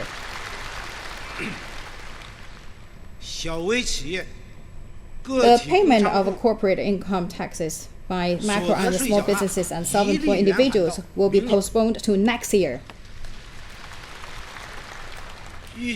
We expect that these measures will see additional savings of more than 2.5 trillion yuan for enterprises throughout the year. All tax and fee reduction policies must be fully implemented for our businesses so they can survive and sustain themselves and secure success. We will reduce entrepreneurship and also the production operating costs. We will also reduce electricity policies for general industries by the end of this year by additional 5%. A rate for broadband and dedicated internet access service will be cut by 15% on average. Rents for state-owned premises will be lowered or exempted, and all other types of property owners are encouraged to also reduce, waive, or defer rent payments, and they will receive policy support from the government in doing so, and will take firm steps to stop unauthorized levy of fees on enterprises. We will increase financial support, and the policy allowing SME is also postponed to the next year. By the end of March, payments on all-inclusive loans of macro and small businesses eligible for this policy should also be deferred, and other businesses facing financial difficulties can discuss similar terms with their creditors. We will encourage banks to sustainably increase credit loans, first-time loans, and loan renewals without the repayment of principal for micro and small business. The scope of the government financing guarantee will be expanded, and guarantee fees will be reduced significantly. Large commercial banks should increase inclusive finance lending to micro and small business by more than 40%. We will support enterprises in increasing bond financing. We should tighten regulation and prevent funds from simply circulating in the financial sector for the sake of arbitrage. As financial institutions and businesses that are brought from the share a common stake, we encourage banks to make appropriate interest concessions. To support market entities, we must ensure that micro, small, and medium businesses should have significantly better access to loans, and that overall financing costs drop markedly. We will make every effort to stabilize and expand employment. We will increase employment support for key sectors and key groups. This year, with 8.74 million college students graduating, we need to encourage market-based employment and ensure that colleges and the government of localities where they are located provide employment services to these students on an ongoing basis. Also ensure employment for demobilized military personnel, as also adopt a policy to see rural migrant workers have equal access to employment services.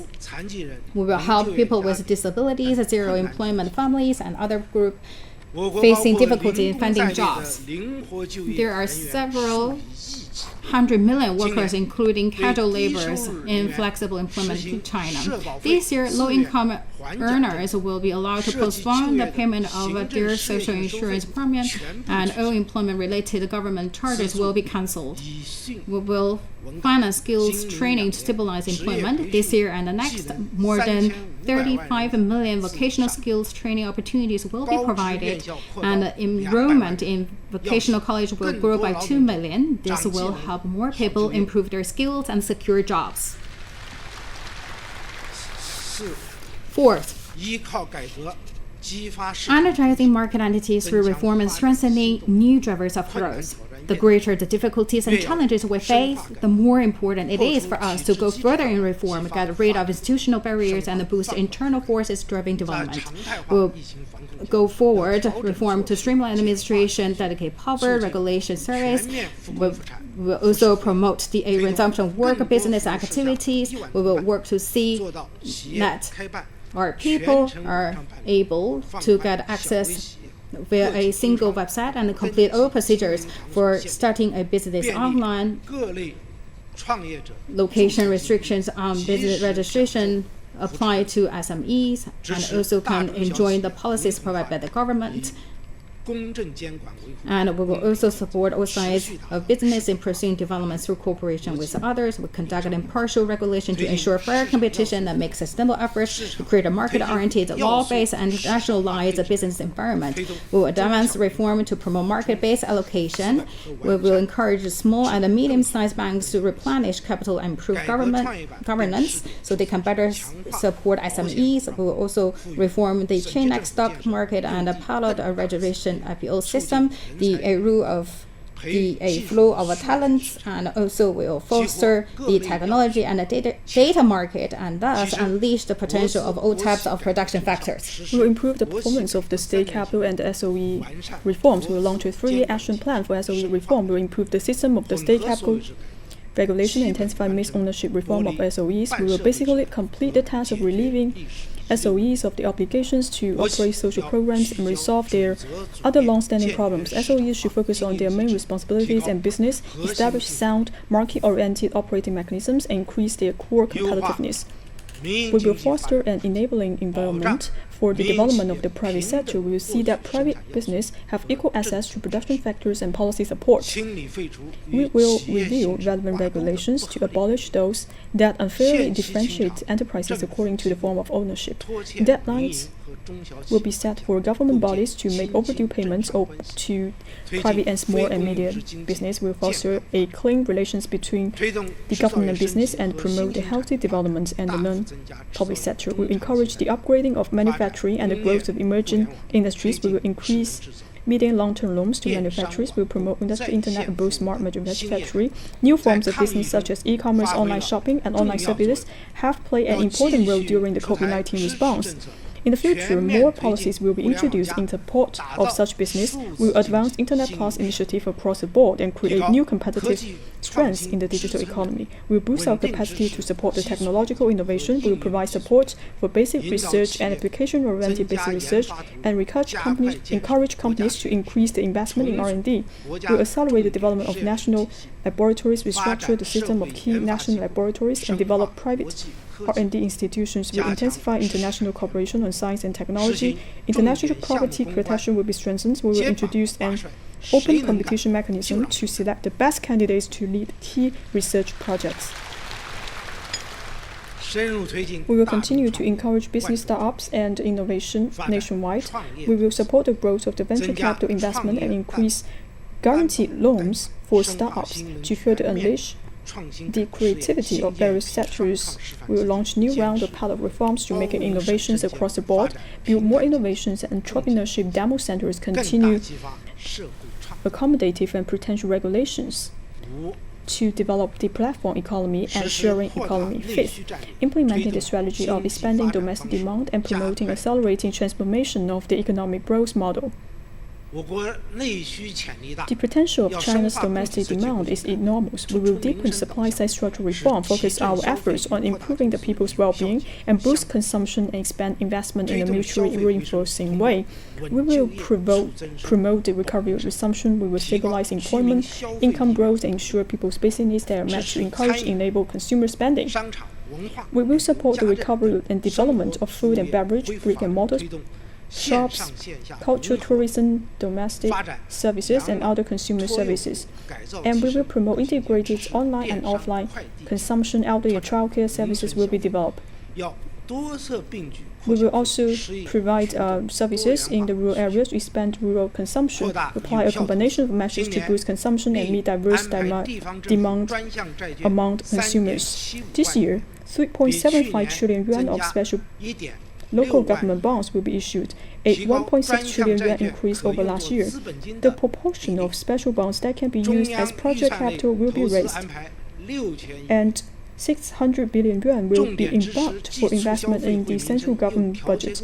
Priority will be given to new infrastructure and the new urbanization initiative and major projects, which not only boost consumption and benefit the people, but also facilitate structural adjustments and enhance the sustainability of the growth.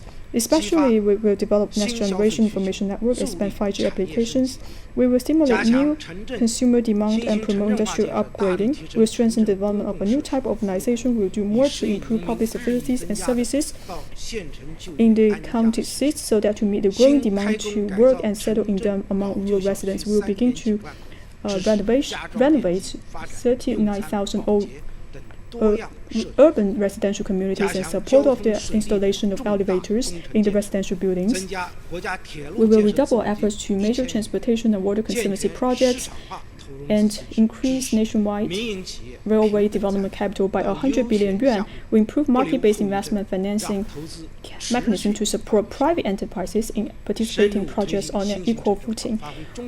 We will steadily advance new urbanization. We will leverage the role of leading cities and the city clusters to drive overall development of their surrounding areas in an effort to foster new industry and increase employment.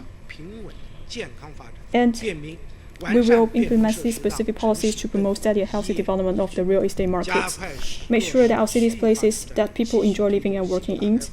We will continue to promote the western region and full revitalization of the northeast, the rise of the central region, and the tribalization development of the eastern regions. We will move forward with the coordinated development of the Beijing-Tianjin Hebei region development of the Greater Bay Area and integrated development of the Yangtze River Delta. We will advance well-coordinated environmental conservation in the Yangtze River economic belt, and overall plan will be formulated economic, ecological protection and high-quality development in the Yellow River Basin.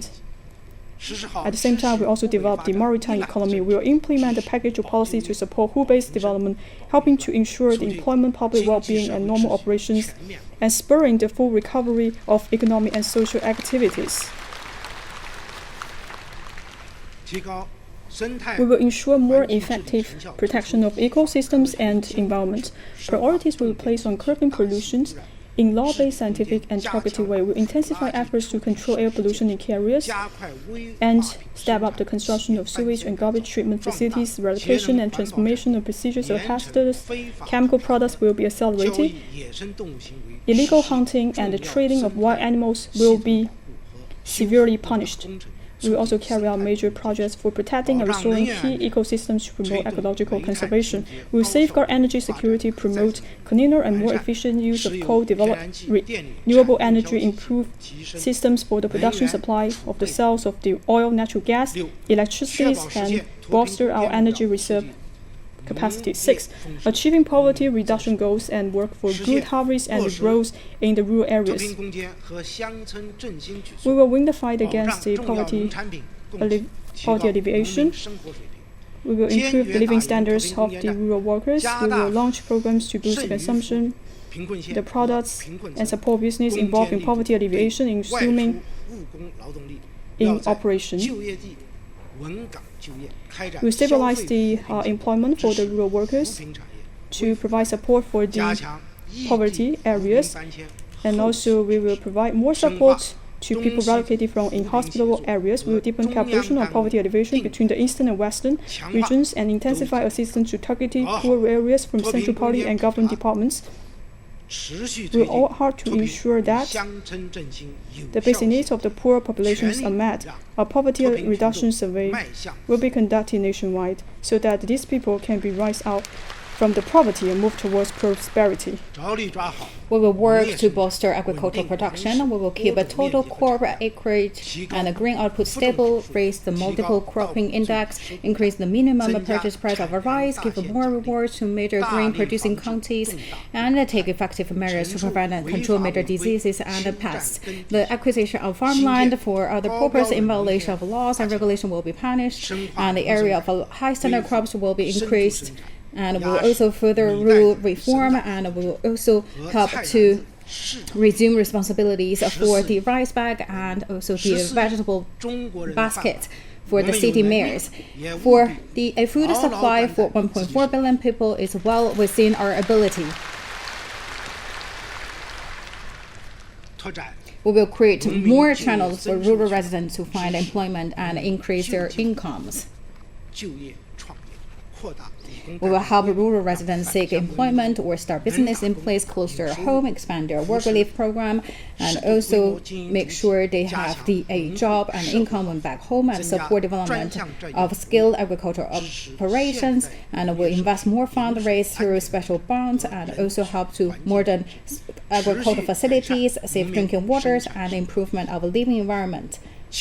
This will prompt steady improvement in rural living and work conditions. 7. Promoting high standard opening up and stabilizing the overall performance of foreign trade and foreign investment.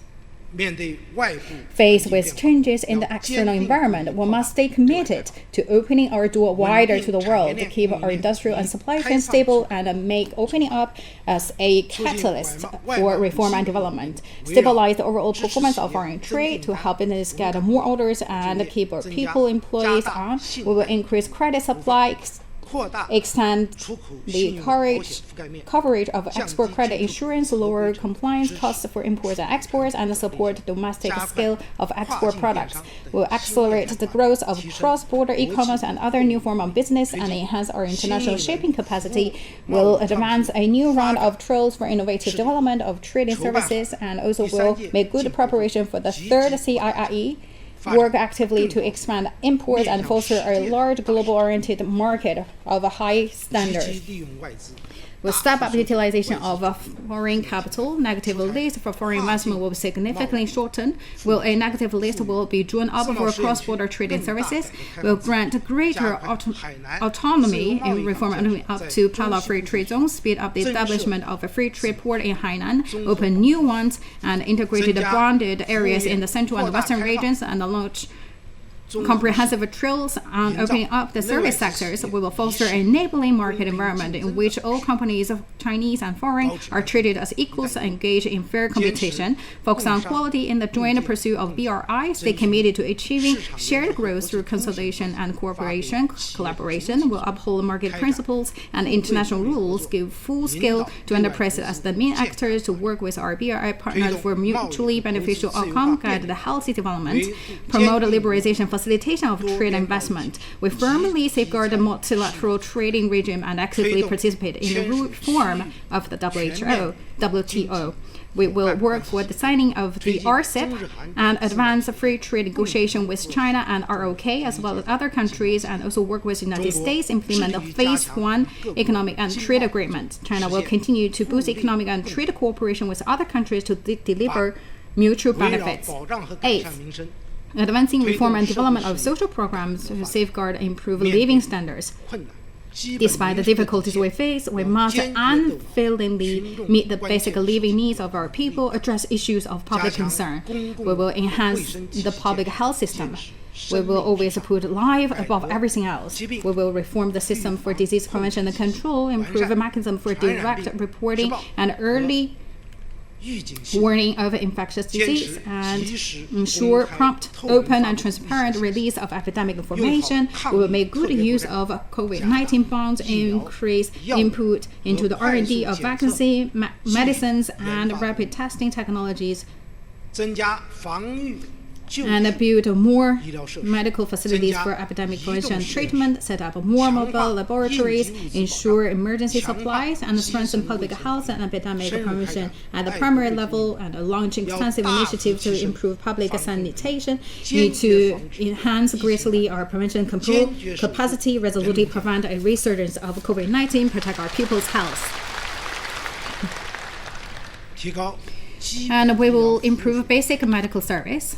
We will raise government subsidies for basic medical insurance for rural and non-working urbans by an average of 30 yuan per person, and be a pilot interprovincial on-the-spot settlement of outpatient bills through the medical insurance accounts. We will provide support to the medical institutions and also promote the development of TCM and the supervision over food and drugs. We develop more equal and high-quality education. We will see the teaching in primary and secondary schools and entrance examinations for senior school, high school, and university will be well organized. We will strengthen development of boarding schools in township and town schools in county seats, and also help the kindergarten with difficulties to overcome them. We will also step up efforts to develop world-class universities and disciplines, as well as expand the enrollment of students from rural and poor areas at the universities and college, improve the mix of spending, making educational resources accessible to all our families and the children.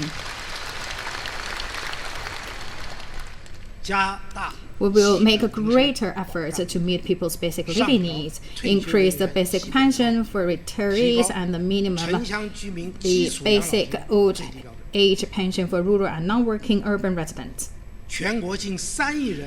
In our country, close to 300 million people live on pensions. We must ensure they receive the benefits on time and in full. We will improve the system of providing preferential treatment and employment services for demobilized military personnel and ensure benefits for the families of people who have died in service of the public. We extend the coverage of unemployment insurance and see that rural migrant workers and out of work who are in the scheme less than a year are all covered. Subsistence allowance will be expanded to cover all families in difficulties, and such allowance will be made promptly available to eligible urban unemployment people and migrant workers who have returned home. We will ensure assistance is provided to anyone who runs into temporary difficulties because of disaster or illness. With all these, we can ensure that all people of advantages group have their basic living needs met, and more unemployment people will have the support they need to secure their next job or start their own business. We will organize rich intellectual and cultural activities for our people. We will foster and practice core socialist value and continue to develop philosophy and social science, prize publishing, radio, film, and television, and to protect cultural relics and improve public service in the cultural sector, prepare for the 2020 Winter Olympic and Paralympic in Beijing, and make sure people access and keep fit, and also people will be fulfilled vitality and striving to pursue excellent and moral intelligence. We will create new and better ways and provide better service and support to sound development of social organization, humanitarian and volunteer service, and protect the lawful rights and interests of women, children, elderly, and the people with disabilities, improve the system for handling public complaints, and provide the better legal aids, and also conduct the 7th population consensus. We will strengthen national security capacity building, punish crimes in accordance with law, and more effectively carry out the Peaceful China Initiative. We will strengthen accountability for workplace safety, intensify prevent efforts against flooding, fires, and earthquake, deliver quickly meteorological service, and ensure our ability for emergency rescue and disaster prevention and mitigation. A campaign to enhance workplace safety will be launched. Strong steps will be taken to prevent major serious accidents. Fellow deputies, the face of difficulty and weighty tasks, governments at the lowest levels must closely follow the Party Central Committee with Comrade Xi Jinping at its core in thinking, stance, and action, and practice the people-centered development philosophy. We must enforce a full, rigorous self-discipline of the party, access law-based government administration, ensure transparency in all government affairs, and enhance our government capacity. We should accept the oversight of People's Congress and their standing committees of the same level, and subject ourselves to democratic oversight of CPPCC, public oversight over the public opinions, auditing-based oversight will be stepped up. We will give full play to the role of the trade unions, Communist Youth League, women's organizations, and also other people's organizations. We must readily accept the oversight of the law, supervisory bodies, and the people. We must redouble efforts to build a clean government and crack down on corruption. We at all levels must take a fact-based approach to our work and keep firmly in mind that we remain the primary stage of socialism, which is the basic dimension in China's national context. We will take strong steps to address the practice of formalities for formality's sake, bureaucratism, legalism, extravagance, and release our primary level officials from the fetters of the pointless formalities so that they give full play to their drive, and we will work to see that they can carry out their duties. We must rely closely on the people, respect the pioneering spirit of those working at the primary level, advance reform and opening up with greater force, enact the dynamism of our society, and bring together the energy and ingenuity of hundreds of millions of Chinese people. This is the source of inspiration that enables us to prevail over all difficulties and challenges. We officials must not shy away from the face of the difficulties. We must do solid work and make concerted efforts to pursue developments and ensure the well-being of the people. As long as we stand together with the people through good times and bad, and continue to forge ahead, we can surely fulfill the desire of the Chinese people for a better life.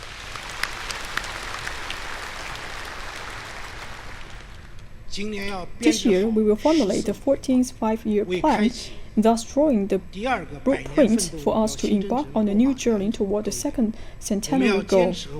We will uphold to improve the system of regional ethnic autonomy, support ethnic minorities and ethnic minority areas in accelerated development, and forge a strong sense of community among the Chinese people. We will fully implement the party fundamental policy on religious affairs and encourage religious leaders and believers to play an active part in promoting economic and social development. China cares deeply about our overseas nationals who serve as a crucial bridge between China and the rest of the world. We will give play to the unique role of overseas Chinese nationals and their family members and relatives at home, and forge a stronger bond of attachment among those sons and daughters of the Chinese nation. Together, we can create more remarkable achievements. Since last year,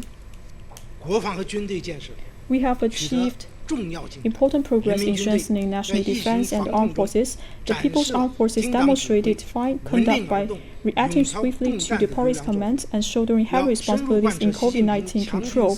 We will implement Xi Jinping's thinking on strengthening the armed forces and the military strategy for the new era. We will continue to enhance political loyalty of the armed forces, strengthen them through reform, science and technology, and training of capable personnel, and run the military in accordance with law. We uphold the party's absolute leadership over people's armed forces and implement the system of ultimate responsibility resting of the chair of the Central Military Commission will firmly safeguard China's sovereignty, security, and development interests. We will complete the crucial tasks laid down in the 13th five-year plan for development of the armed forces, and throughout the 14th five-year plan, we will deepen reforms in national defense and the military, increase our logistic equipment support capacity, and promote innovative development and defense-related science and technology.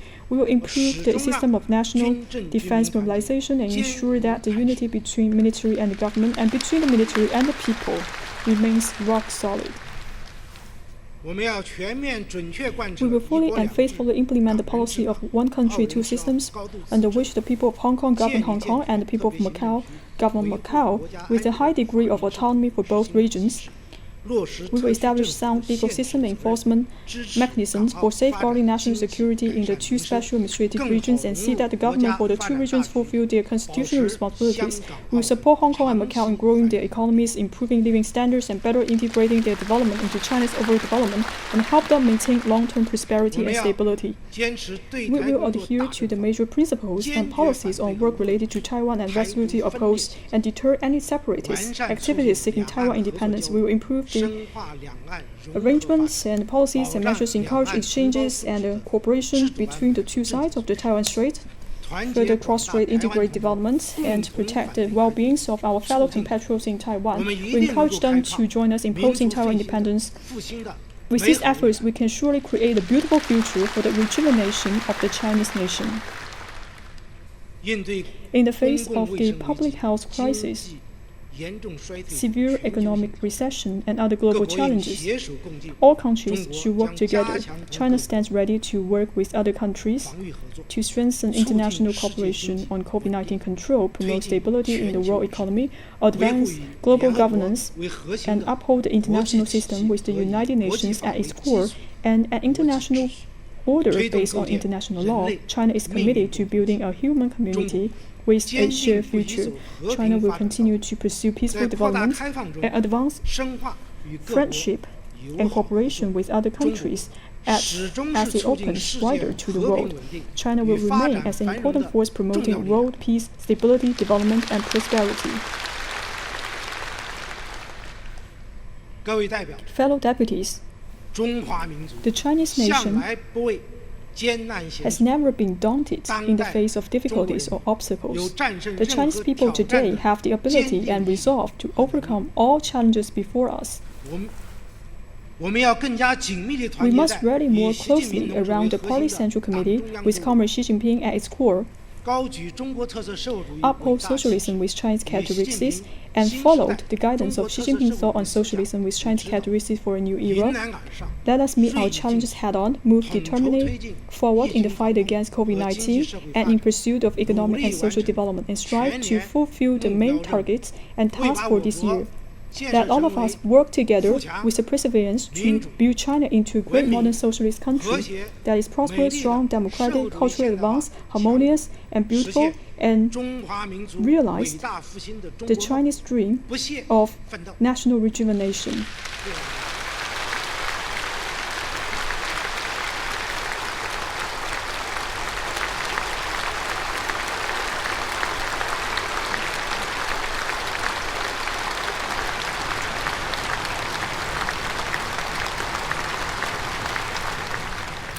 Well, that's Premier Li Keqiang's work report at this year's annual NPC session. He said that China achieved economic growth of 6.1%, provided 13.5 million jobs last year. And concerning this year's work, he said China will not set specific targets for the economic growth this year. I would like to point out that we have not set a specific target for economic growth this year.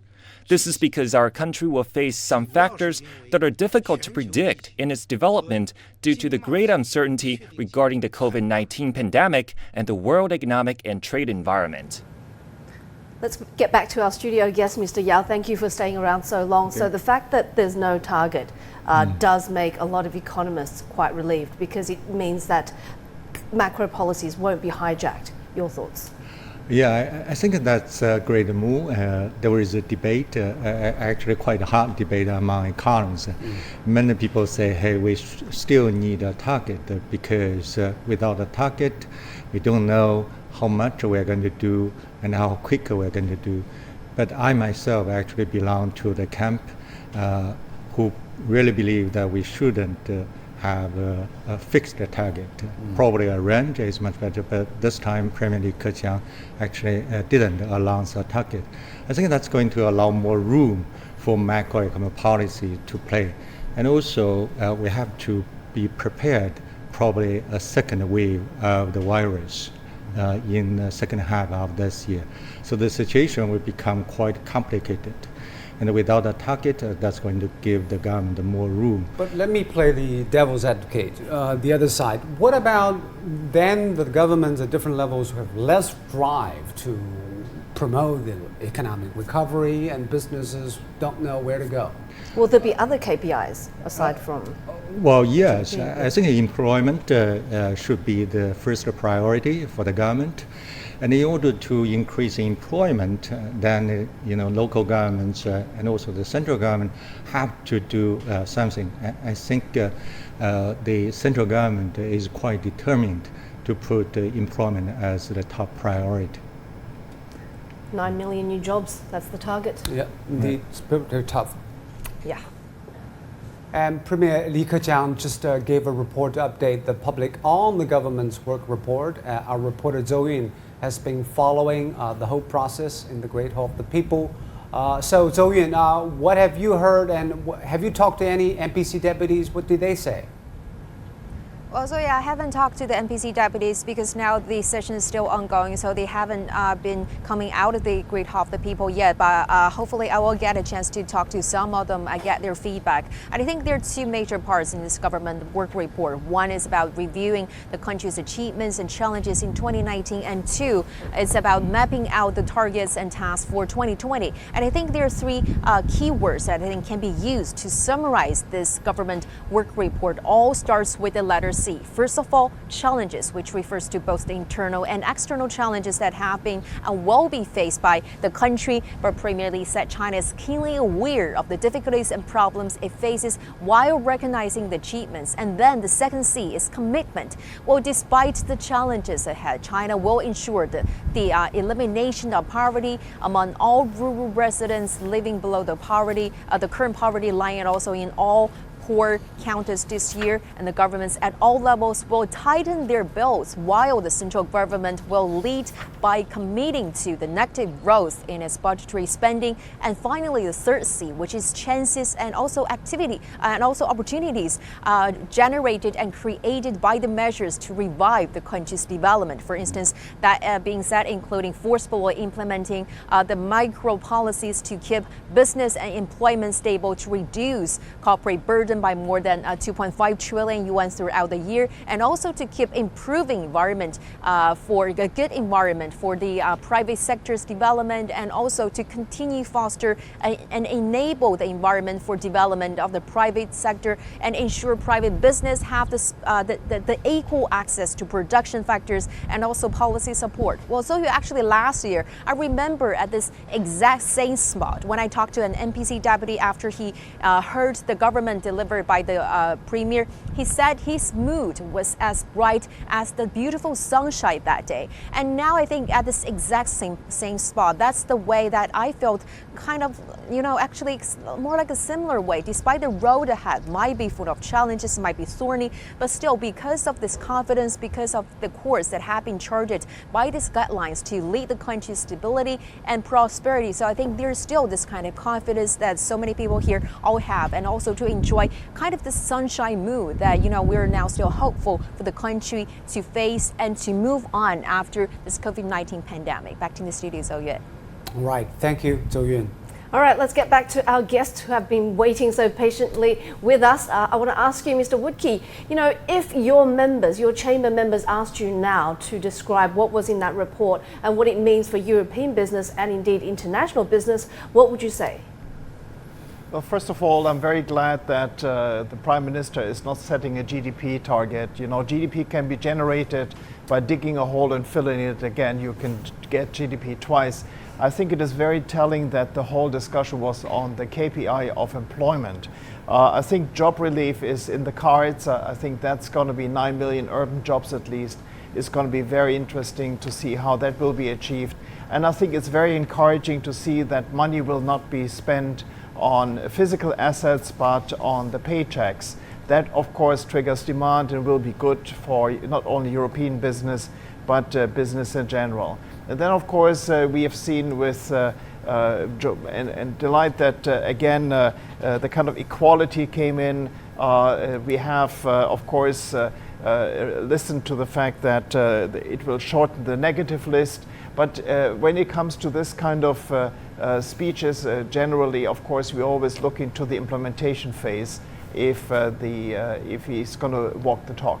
Yeah, the devil's in the implementation. Mr. Zhu, I want to talk about the deficit to GDP ratio, which has been set at 3.6% as a target. Was that a bit lower than what you expected? You know, how is China going to finance the growth that it expects to achieve? Well, first of all, I think in the government working report, I think that is the lower band of the fiscal deficit. So that is basically leaving some flexibility for potential increase in the upper limit of the debt to the fiscal deficit. Two is I think there's also mentioning of the issuance of the special purpose anti-coronavirus situation, a special purpose treasury bond, which is also going to supplement the fiscal stimulus packages that we're going to roll out.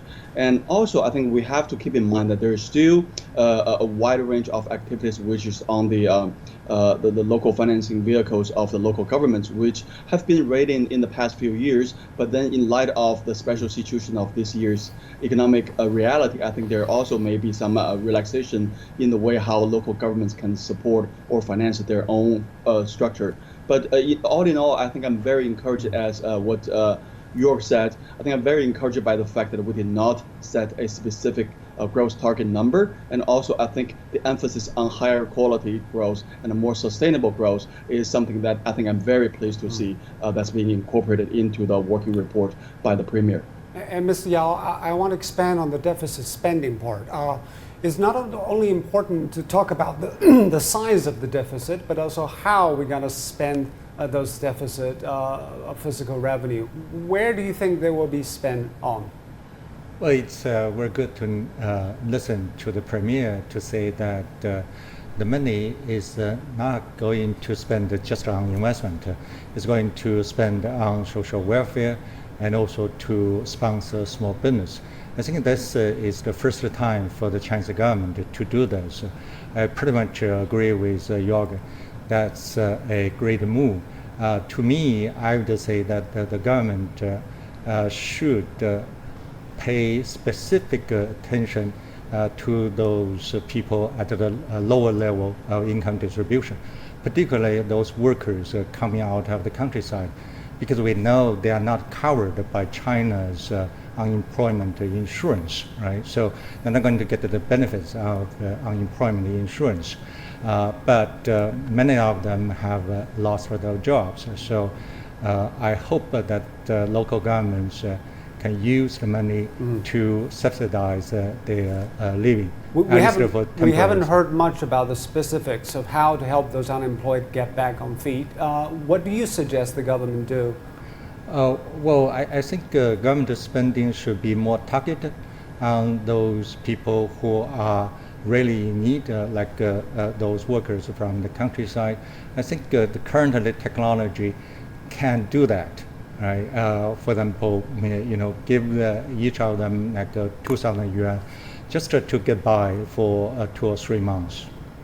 Mr. Woodkey, I want to talk about the service sector because obviously it employs millions and millions of people. There weren't many specifics about how to create jobs in the service sector. Do you think it's because there is this balancing between the needs of social distancing to prevent a second wave and also supporting that sector? Well, you have to keep in mind the Prime Minister has 60 minutes in order to lay out what the government wants to do. It's a bit of a supermarket where you just walk up and down the aisles, lots of stuff at offer. But I guess what really came across to me is the fact that they don't want to throw money at the economy. They actually want to lift the burden from taxation from companies. He talked about reducing corporate burden in the magnitude of 350 billion US dollars. That's very hefty. That helps companies, that helps employment, and that is going to be very important. But let me also add, you know, this is a staged affair, of course, and its choreography is extremely important. And the fact that deputy steps up, first person that we can see, from a minority, she's female, she works in a very poor region, was not only very touching, but I guess it also sets the stage for poverty alleviation, which I guess really jobs is the thing that I take away from here. Yes, good to see. Thank you. And before we get back to discussion and our guest, we want to share a little bit more from the work report by the Premier. Mr. Li Keqiang says the Central Leading Group for COVID-19 response has made timely decisions and plans which has helped with containment. 通过果断实施严格管控措施。 We have firmly implemented strict control measures, rallied the support of the entire country, and dispatched over 40,000 doctors and nurses to defend Hubei province and its capital Wuhan. We have spared no effort in the treatment of patients, thus maximizing the recovery rate and minimizing the mortality rate. We extended the Spring Festival holiday nationwide, postponed the spring semester, facilitated flexible resumption of work, and staggered commute times. We have carried out society-wide prevention and control efforts, ensured early detection, reporting, quarantine, and treatment of cases, firmly controlled sources of infection, and effectively curbed the spread of the virus. Mr. Zhu, I want you to talk a little bit about the balance between the control measures and the economic recovery. Of course, some of the measures are being eased, but still people are worried about whether they should go freely as they wish. So that also has an impact on how to revitalize services in the country. What do you think will happen? Well, I guess my first rule of thumb is to listen to the expert in the medical field, and I'm not an expert in the medical field. But then, and based on my observation, I think it is a very important and delicate balance that one would have to strike between the resumption of work and the further social distancing and the keep watching out for the COVID-19 situation. I think it is fair to say that I think China is a step ahead of many other countries in the resumption of work, which is very encouraging and which is very vital to China's economic rebound. However, that being said, I think we have been witnessing a few imported cases and also a few cases coming out of the migrant workers, people migration from one city to another within China. So I think we have to keep a very close eye on the virus situation, which has been known to be very changeable and very hard to predict, given what we have observed in the past few months.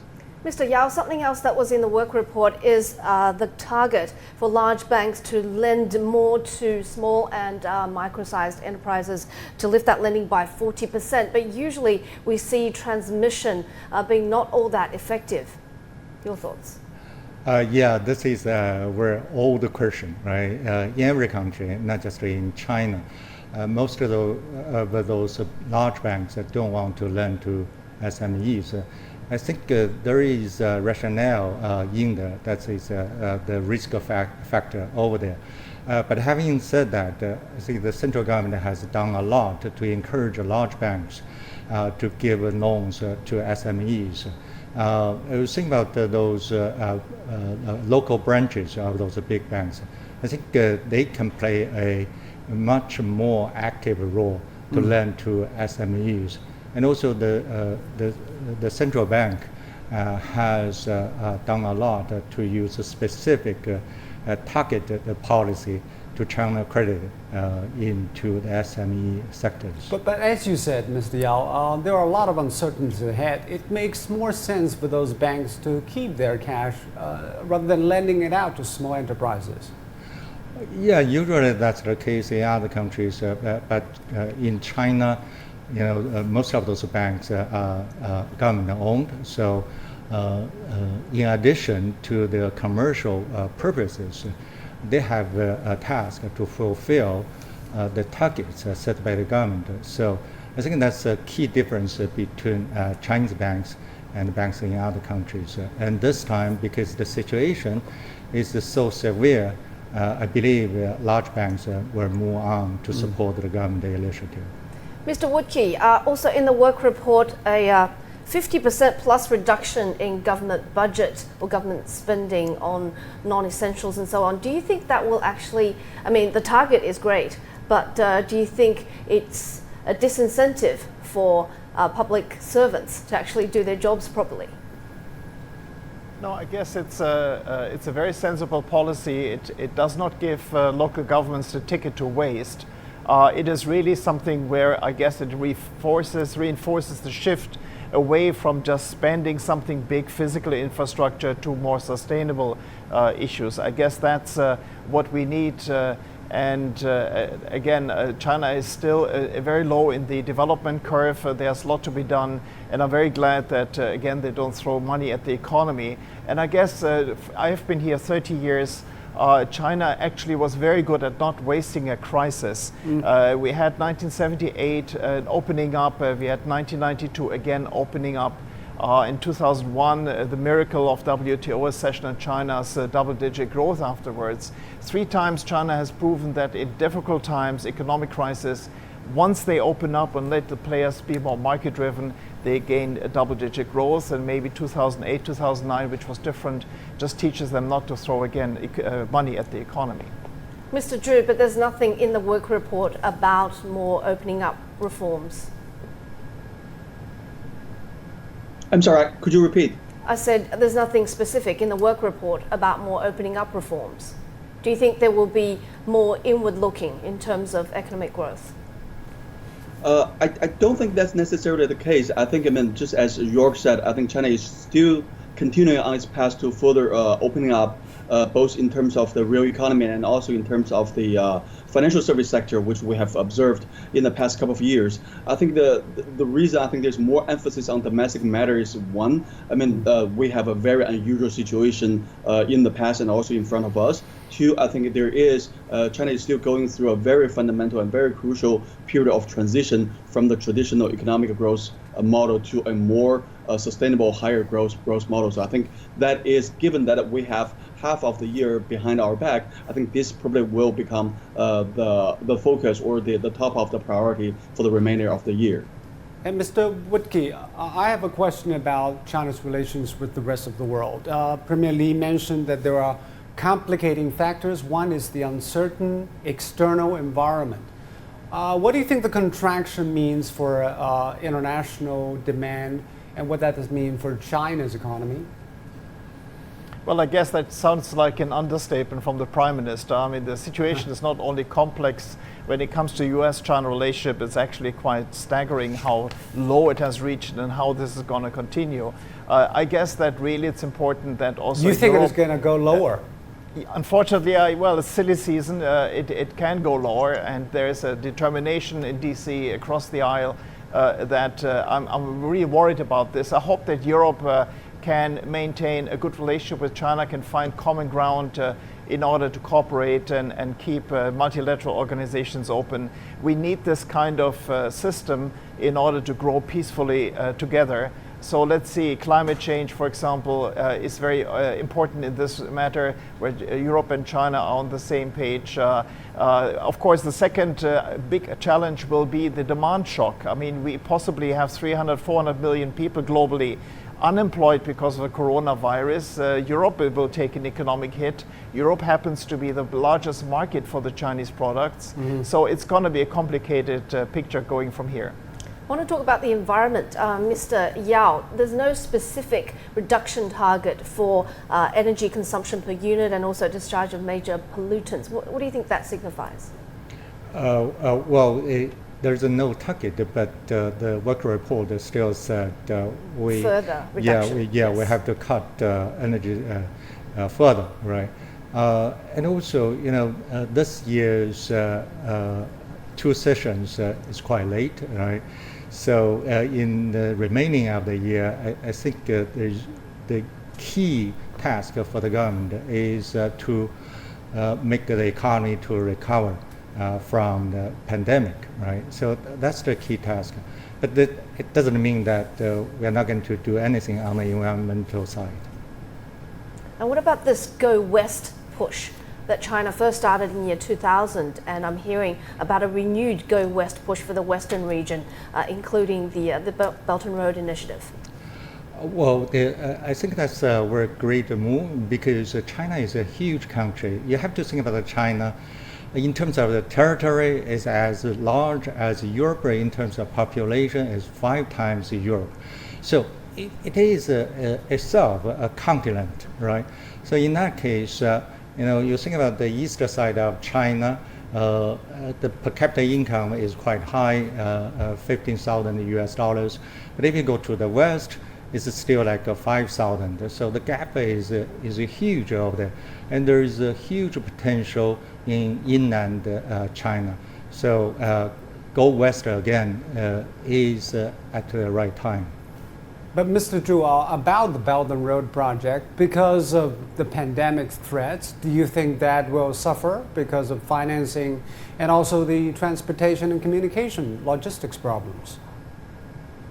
Yeah, I think the Belt and Road Initiative remains as a very important target of Chinese government, but it has always been a strategic visionary initiative. So I mean, it doesn't have to be happening in the next 1 or 2 or 3 years. So I think, yes, given the reality check, I think the pandemics is putting quite a halt to both in terms of the communication and the construction between China and many other countries along the Belt and Road Initiative road. So I think the progress will be taking a pause this year. I don't think it's coming to an end. So it's a multi-year, multi-country collaboration projects going on for a very long time. So I think it will continue once the coronavirus situation takes a more peaceful time.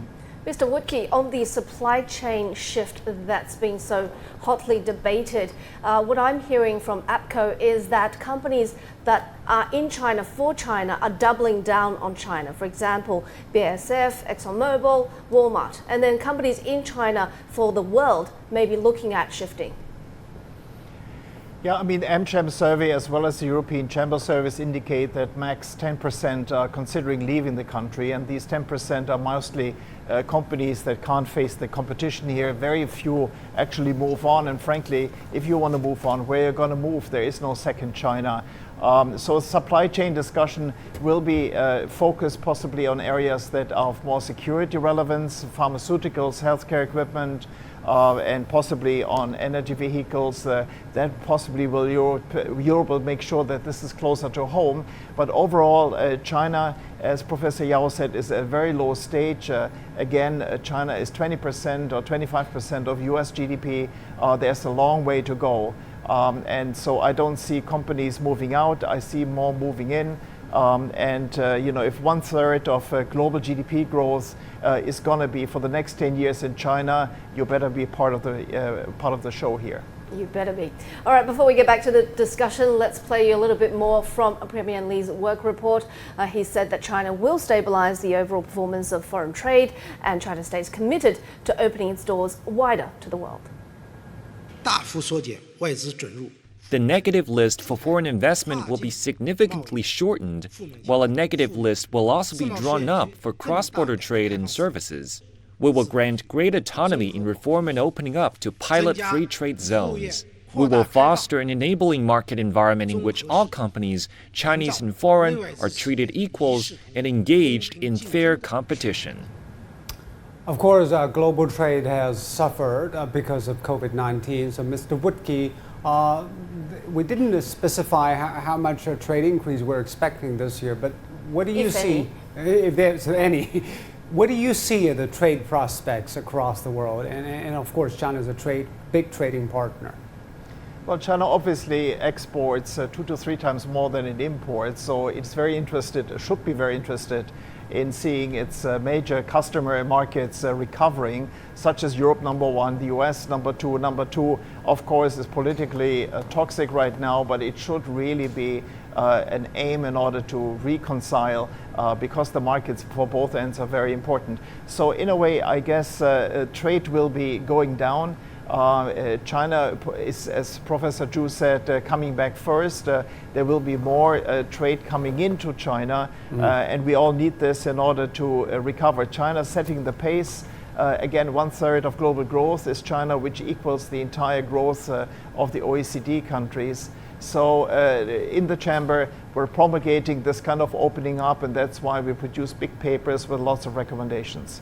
But because the world is in recession and even contraction, does it mean that the trade demand from outside will keep going down, and that will make it more difficult to have global trade flowing again? Well, it causes job losses on both ends. Nobody's going to be the winner.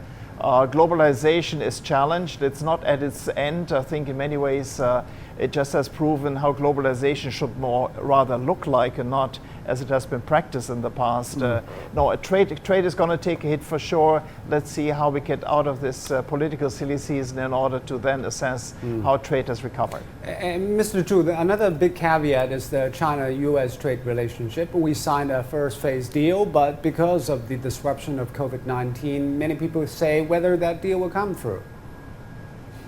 Well, I think there's definitely increasing uncertainty regarding how will the phase one deal between China and the U.S. plays out.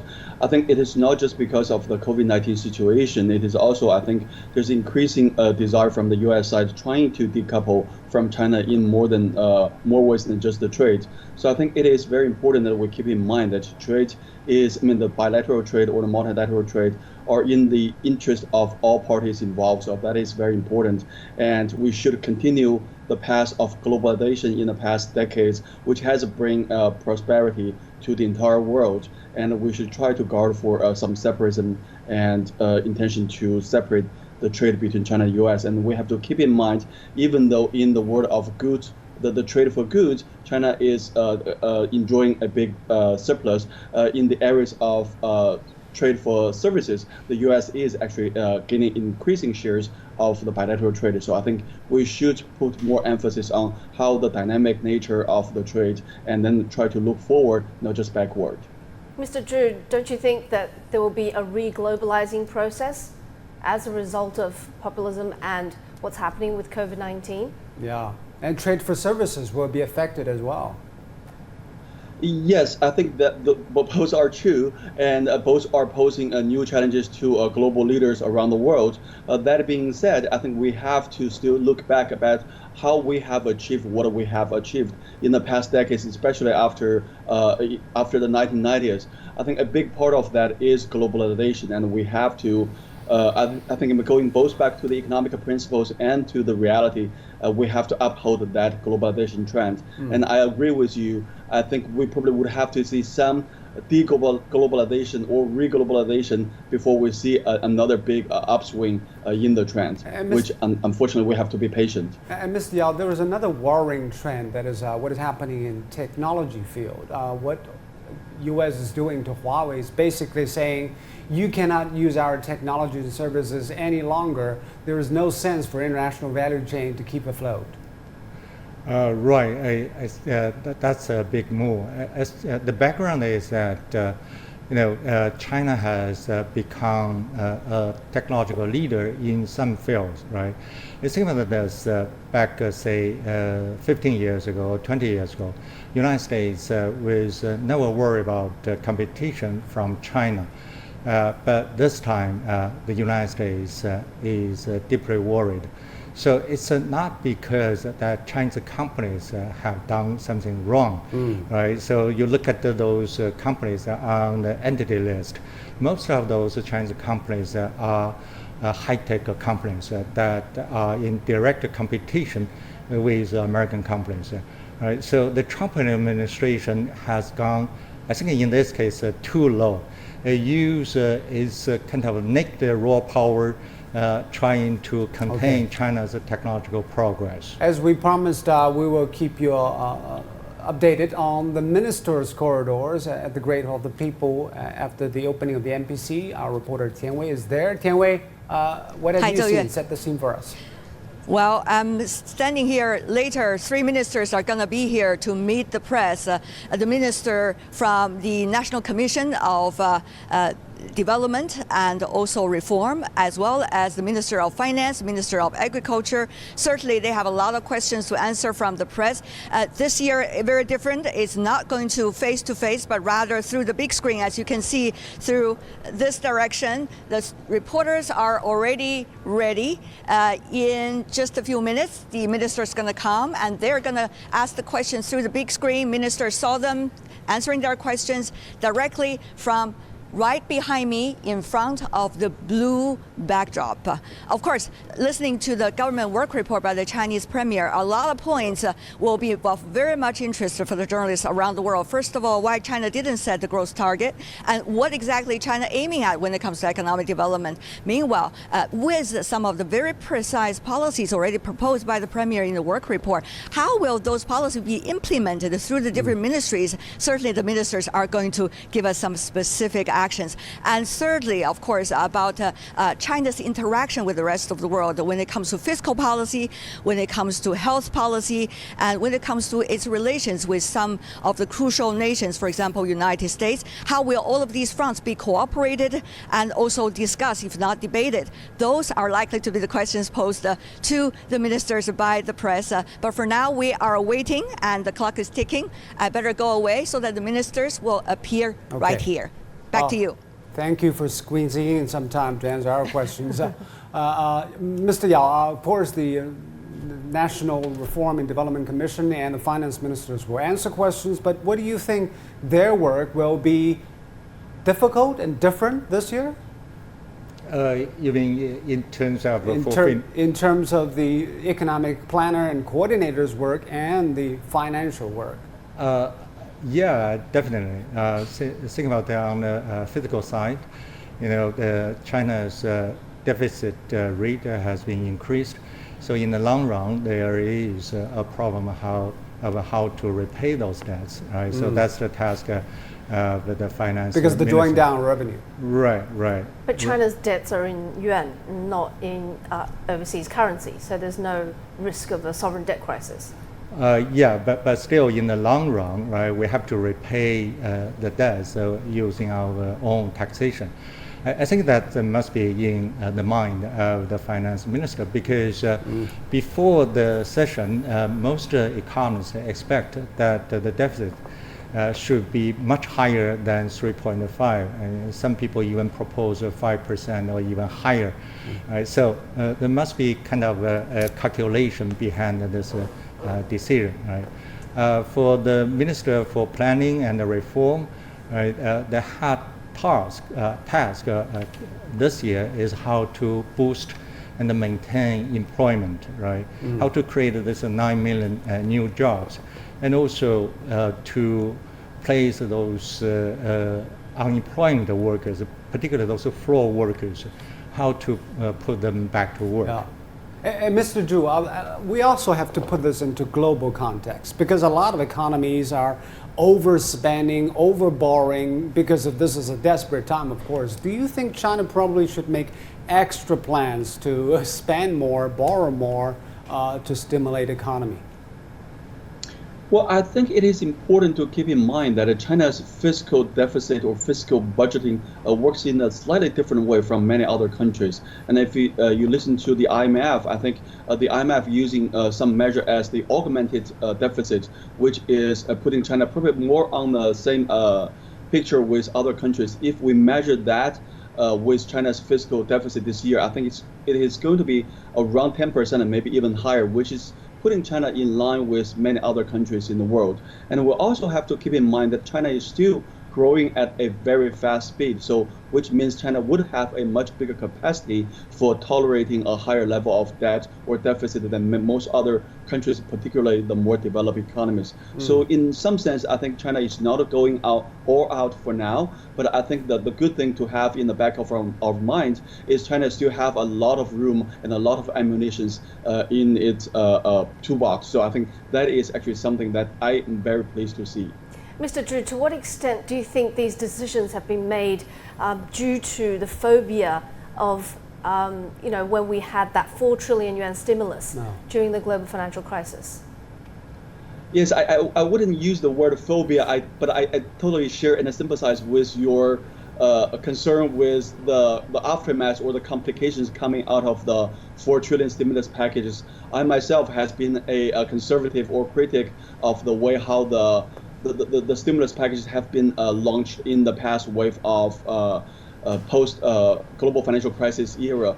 But that being said, I think we have learned our lessons from that. I think we have been planning the way how we are going to spend the fiscal stimulus package far better this time. We're focusing more on the social welfare programs. We're focusing more on the lifting poverty part of the business. So I think in some sense, we're still emphasizing on the so-called new infrastructure, certain new and promising areas of the infrastructure investment. But apart from that, I think I'm very encouraged to see that we're not doing more just roads, high-speed trains, and airports just for the sake of boosting short-term economic growth. And Mr. Woodke, I'd like you to comment on how can governments from different parts of the world coordinate their fiscal policies? I know that Macron and Merkel have been coming up with the ideas of giving grants to Europeans because of the recession, and America is also having its own stimulus packages. Do you think those different governments should come together and talk about how to coordinate their moves? Well, when we had the great financial crisis 2008, 2009, it was Prime Minister Gordon Brown who got together the world leaders for a G20. And if we now look around, where is G20? There is no coordination, and it possibly has to do with the fact that primarily also, of course, America has problems with Russia. But what is the danger going without them? Well, it's a big danger in coordination. It's a big danger in miscommunication. And of course, Europe, we have to clean up our own house. Again, it took a while until Macron and Merkel agreed on something. The Corona bonds, as we call it, has been in the making for quite some time. Yes, there should be better coordination, but at the end of the day, we are not in 2008, 2009, unfortunately. Thank you, Mr. Woodke. Now let's go to the Ministers' Corridor. It's where the ministers and heads of the government departments will leave this plenary session and talk to the press. And this year we have a new format. First, we have a change room of the press conference, and also the press conference will be conducted through video link. First, let's invite the First Minister.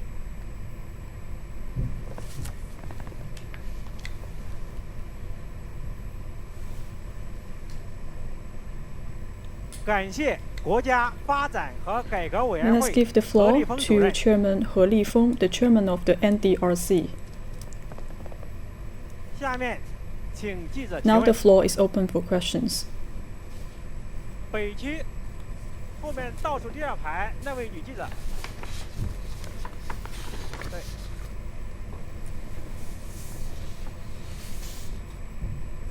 Thank you. With Economic Daily, this year, because of the impact of the COVID-19, the major indicators of the economy has witnessed some decline. So what's your view on the economic situation in China? In the government work reports, why there's no index and target for the economic growth rate, and for this year, whether we can deliver the goal to build a well-off society? Thank you. Actually, you are addressing a lot of questions. As for the economic situation in China, I would like to answer this question from 3 aspects. First, when we look at the fundamentals of Chinese economy, in this morning section, when Premier Li Keqiang delivered the work report, he has comprehensively summarize the economic situation in China. Under the backdrop of a complicated situation, we have realized 6.1% increase of the GDP, and also we have very good performance in other economic indicators. We have to cherish this hard-won achievement. This also shows that the fundamentals of Chinese economy is resilient and solid. We have the capability to deal with all the challenges and risks. Second,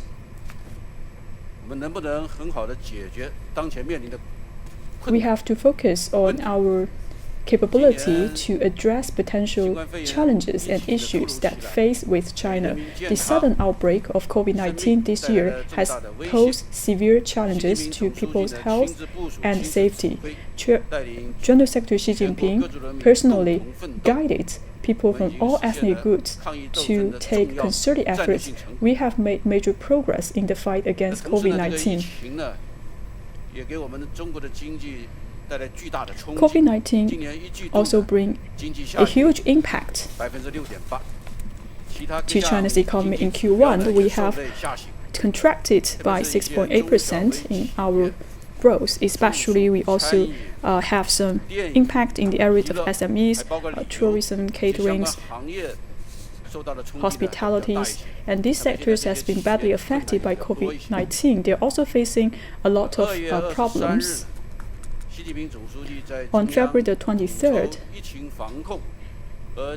in a conference to coordinate epidemic prevention and control with economic and social development, General Secretary Xi Jinping have delivered an important speech. After that, we have taken a series of measures to restore the social development while containing the epidemic. Different localities have restored their resumed their work in an ordinary manner. In general, the economic order has been resumed rapidly. The added value of the industry has been increased by 3.9%, and the export has been increased by 8.6%, and also the transportation has been resumed to normal operation. And in different sectors, we have seen rapid recovery and restoration. And also we see a series of new formats of business have emerged. That said, Chinese economy is resilient and able to counteract the challenges and pressures after the labor holiday. Some of the economic indicators, for example, the power usage has been increased by 5 to 6% on a daily basis. And also the cargo transportation has seen a big improvement. For some key sectors, we can see some of their operations have been restored. So on a weekly or a quarterly basis, we could see they have realized two-digit growth. This shows that Chinese economy is capable to overcome the difficulties right now. Third, we have to consider the trajectory of the economic development in China. The sudden outbreak of COVID-19 have caused impact to Chinese economy. However, this impact is short-term. The fundamental of Chinese economy remain sound and towards a positive momentum. Also, we could see the spring farming has moving ahead of our schedule, and also in some of the emerging industry have witnessed very good development. For some traditional industries, they also come back to normal operation very quick. And as I said, for some of the consumption business, they have been badly hit by the epidemic. However, they are in the process of restoration. That is to say, the fundamentals of Chinese economy remain sound. So we have determination and capability to boost a sound and sustainable development of Chinese economy. This morning, the government work report has not yet identified a quantitative target for the GDP growth rate. I believe you're mentioning the GDP growth rate. However, these indicators has been reflected in other areas. For example, you could see some of the targets set in the fiscal policies and the financial policies, etc. For the sudden outbreak of the COVID-19, it has caused huge impact to the Chinese economy. So we have to consider all of these indicators from a long-term view, and we cannot compare this year's figure with last year's figure. Now, Chinese economy has been deeply integrated into the world economy. Now we could see the virus is still spreading across the world. We are not sure whether this will bring huge impact to other countries. We are faced with a lot of uncertainties right now. So at this point, we should not just focusing on the growth rates for the GDP. We have to expand our domestic consumption and roll out measures to boost the economy and to focus on the 6 stabilities and deliver the goal of 6 securities and promote the supply side reform and promote the high-quality development so that we can foster a stronger domestic market. So by doing that, we can stabilize the employment, improve livelihood, and also secure a decisive victory in building a moderately prosperous society and deliver the goal of poverty alleviation. As you talk about the well-off society,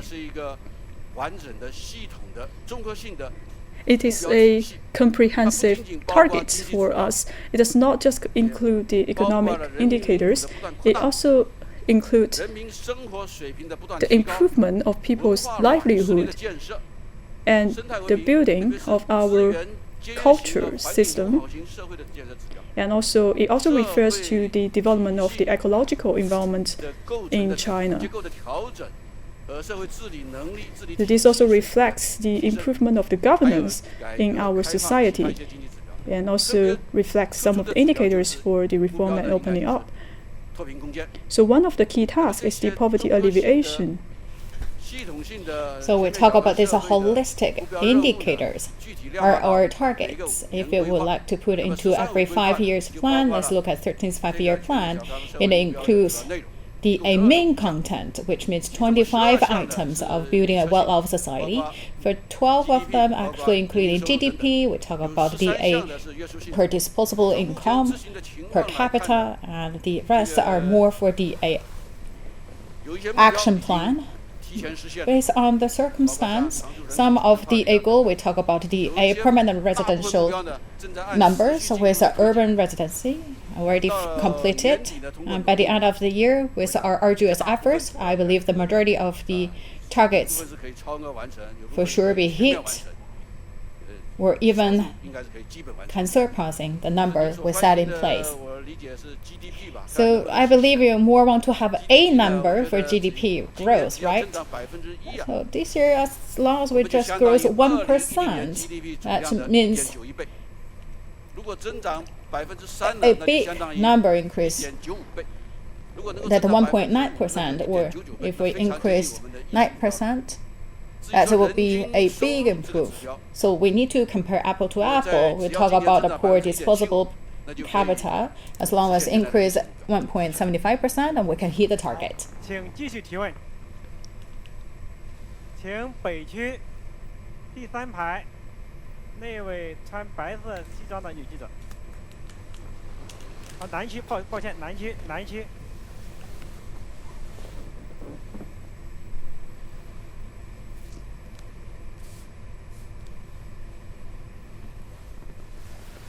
谢谢主持人，我来自中央广播电视总台央广。CRI。稳投资呢是这个6稳的重要组成部分，而且在此次疫情防控期间呢，我们也看到在公共服务等的领域里呢，我国还是存在不少的短板。作为投资主管部门，请问发改委今年在这方面将有哪些重要的举措？ From an NDRC perspective. Right now, China is the largest developing country around the world, so we talk about the investment is very important to boost economic development. This is a sudden epidemic brought by coronavirus, which caused a big impact to a lot of fronts. That also help to see many weak links, and we believe that we can strengthen or intensify investment to fill in all these weaknesses. So that is with a significant and also with very special meanings this year. So NDRC, based on our studies, we should focus on three things. First, we should provide a precise capital. So if can approved by the MPC this time, we talk about, as we mentioned, a budgetary as the central budget that's around 60 million. So that's the 600 billion, and we'll also have 37.5. That's the for the virus, and also we talk about the 1 trillion as for the special fund for COVID-19 that will be all transferred to the localities. That will be designed for the investment for the awareness improvement. So all the capital from the central government, that's around 5 trillion, so that's 2 trillion increase. So that's government initiatives to drive and encourage the private funds to also pay their contribution. And also we would like to the government and the social factors to create a synergy and also play a better role in precise capital allocation. And second, we talk about projects. So this time, of course, the priority given to the COVID-19, especially the weakness in public health emergency, the medical supplies, emergency response, as well as other areas. We would like to see a big improvement as soon as possible. And we talk about the new investment in the new infrastructure construction, and also the new urbanization. We talk about the mega or big cities. This time, they should be improved or streamlined in order to better deal with the emergency in terms of the public health response. And I also mentioned in the work report of the government that we should strengthen our room of weakness, especially when it comes to the public health, the supply of the medical supplies, as well as the infrastructure construction like 5G network building. That should be all under our consideration as top priority. And also we have the inter-provincial products like the railways from the Sichuan province to Tibet, and also larger mega projects in China will all be accelerated. That should be done for sure. That's not only benefit for short term as well as long term. And third, we talk about we should make a precise policies that including the following areas. First, we should intensify a good preparation work. Every detail counts. And second, we should let the capital follow the projects. We should not let the projects waiting for the capitals. And third, factors should also go with the projects like the land resources and also the environmental evaluation. I believe as long as we put all the existing policies and measures in good practice, and all the localities, companies work together, create the synergies, we will for sure fulfill and meet the targets of investment. Thank you. 请继续提问。请南区第2排中间穿灰色西装的那位男士。谢谢主持人，人民日报记者。 I have noticed that in the work report, and this year we should do a good job in 6 securities and 6 stabilities. So regarding these 2 6, what are the relations in between?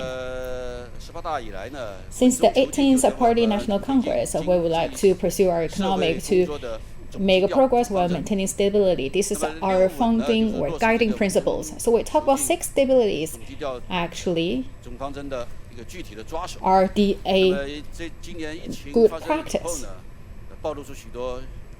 And of course, because of the COVID-19, and we have seen the big conflicts or the difficulties happened. The central government also right now coming up in a timely manner with these 6 securities. So for 6 securities and 6 stabilities, actually they are reinforce each other and also in consistency. And of course you can see different actors in different 6 sets are also work in a chemical synergy. We talk about the stability, the market entities, and the people's basic livings actually are all reflects the people-oriented philosophy. As long as we maintain the market entities, we can provide employment.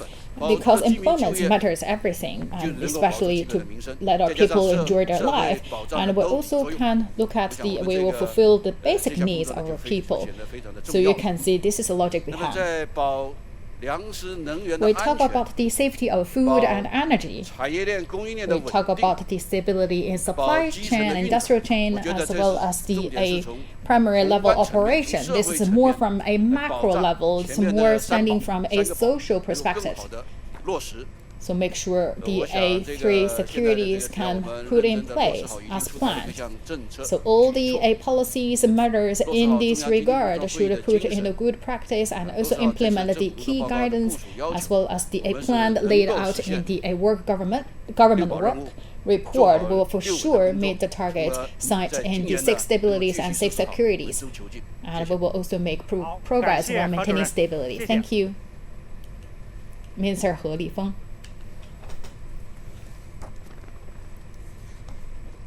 Now let's invite the next minister.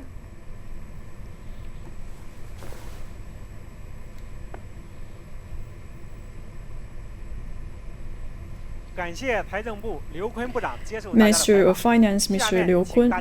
Now the floor is open for questions. 请北区第2排中间那位穿白色西装的女士。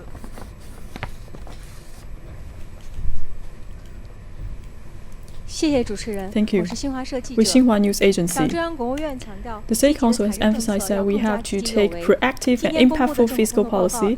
In today's government report, it has rolled out a series of measures. My question is that for the Ministry of Finance, how to better roll out this proactive fiscal policy? Thank you. Thank you. The State Council has emphasized that we have to pursue a more proactive and impactful fiscal policy. We have to focus on quality and quantity.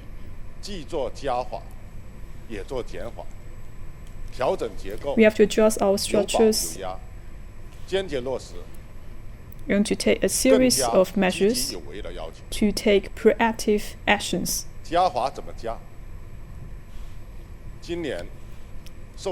This year, because of the impact of the COVID-19, we will have a decline of the fiscal revenue. We have decided to confirm this deficit to GDP ratio as 3.6%, 80 basis point increase compared to last year. We also have increased 1 trillion yuan compared to last year. And also we have issued 1 trillion yuan special bond to support the epidemic. And also from different aspects, we have allocated funds to support the epidemic. At the same time, we will expand the size of the local government bond by 1.6 trillion yuan. And for the general budgetary income, it is lower than last year, and this year the expenditure is higher than last year, which amounts to 24 trillion yuan. So in total, we have an increase of 6.7 trillion yuan. So we are doing in a proactive way. As for contraction, we will provide more benefits to our people, that is to cut fees and tax. Last year, we have rolled out a very large scale tax cuts and fee cuts, Last year, we have reduced 2.36 trillion yuan in the cuts, and this is an institutional arrangement, and this year we will continue to implement the fee cuts and tax cuts. In order to respond to the COVID-19, the State Council and CPC Central Committee also rolled out a series of measures to reduce the tax and fees. And this year, we will reduce the fee and tax by 2.5 trillion yuan. And we have to provide more regional support to local governments. And this year, the expenditure of the central government will realize a negative growth and also will increase to 18.8% of the transfer payment to the local governments. Second, we will focus on priorities and key projects. And this year, for non-essential expenditures, has been reduced by 50%. For the saving amounts will be invested back to the anti-epidemic fight and to support the three critical battles and poverty alleviation, compulsory education, living subsidies, and elderly care.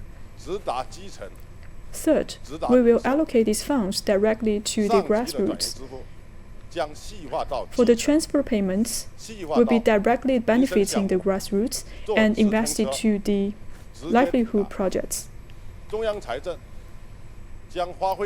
central government will give full play to its role and fully abide by the requirement of these 6 stabilities and fulfill the goals of the 6 securities so that we can bring a better livelihood to our people. Next question, please. 请北区后面那位穿红色西装的女士。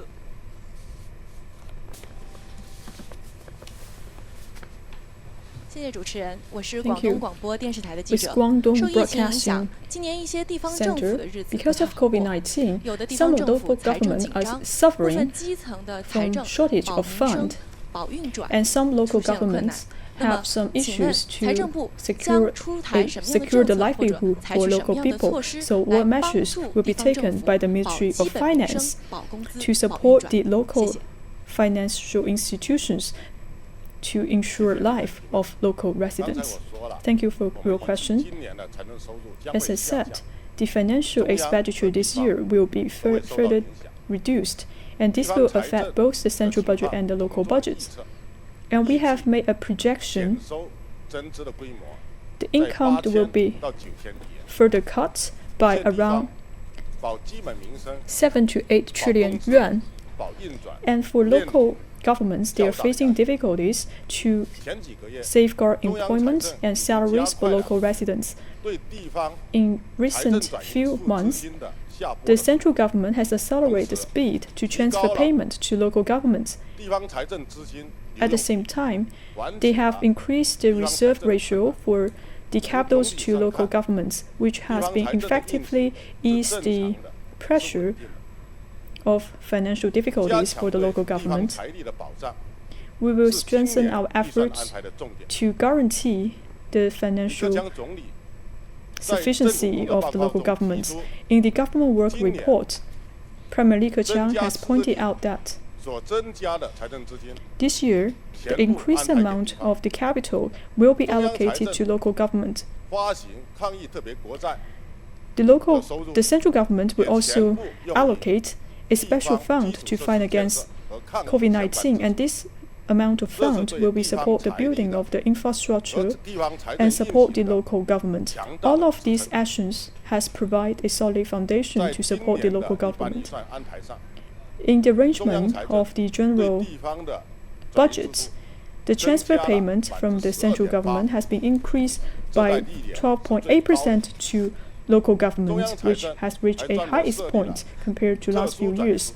And also the central government has set up a special transfer to making sure that the local government can deliver the goal of 6 stabilities and 6 securities.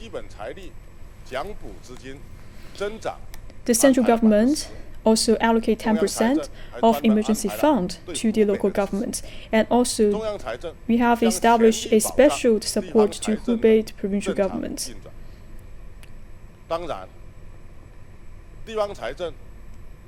However, the local government have to shrink general expenditure and tighten our belts and improve our regulation so that we can use these funds to the places that most need it. Thank you.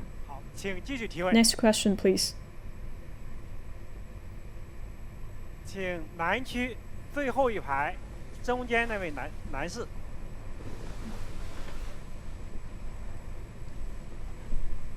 好的，谢谢主持人。 Thank you. 光明日报全媒体 Guangming 记者提 Daily. 问。这几年，中央一 The 直 past 强 few 调 years, the 政 central 府要 government 带 have 头 emphasized 过紧 that 日 the 子。 government have to take the 三 lead 公 to 经费 tighten 的 their 一般性 belts 支出也是连年压缩。 and cut 今年 their 财政 fees for 物价吃紧。 non-essential 那么请问 projects. 财政部 And for this year, 应 the 如 situation 何 gets more 落 intense. 实政府 My 过紧 question 日 is 子？ that the Ministry 重 of 点 what 是 measures will be 现在 taken 哪 by the 几个方面 Ministry of 紧的 Finance 空 to 间 tighten 有多 our 大？谢 belts 谢。 in terms of saving expenditures? Thank you. 您提了一个很好的问题。 You have raised a very good question. 贯彻以人民为中心的思想。 We have to put people as our priority, and the government have to take the lead to tighten our belts and save expenditure. 落实艰苦奋斗、勤俭节约的精神。 We have to be economic, and the government have to take the lead in this 政府过 endeavor. 紧日子，目的是让人民群众 The objective is that we have to provide a better livelihood to our people. This is a long-term strategy for us, and it is not a short-term strategy to counteract 近年 with 来 the COVID-19. 切实对三公经费等一般性的支 In 出做了 recent 年年 years, 压缩。 each year we have cut down the general expenditure for non-essential projects.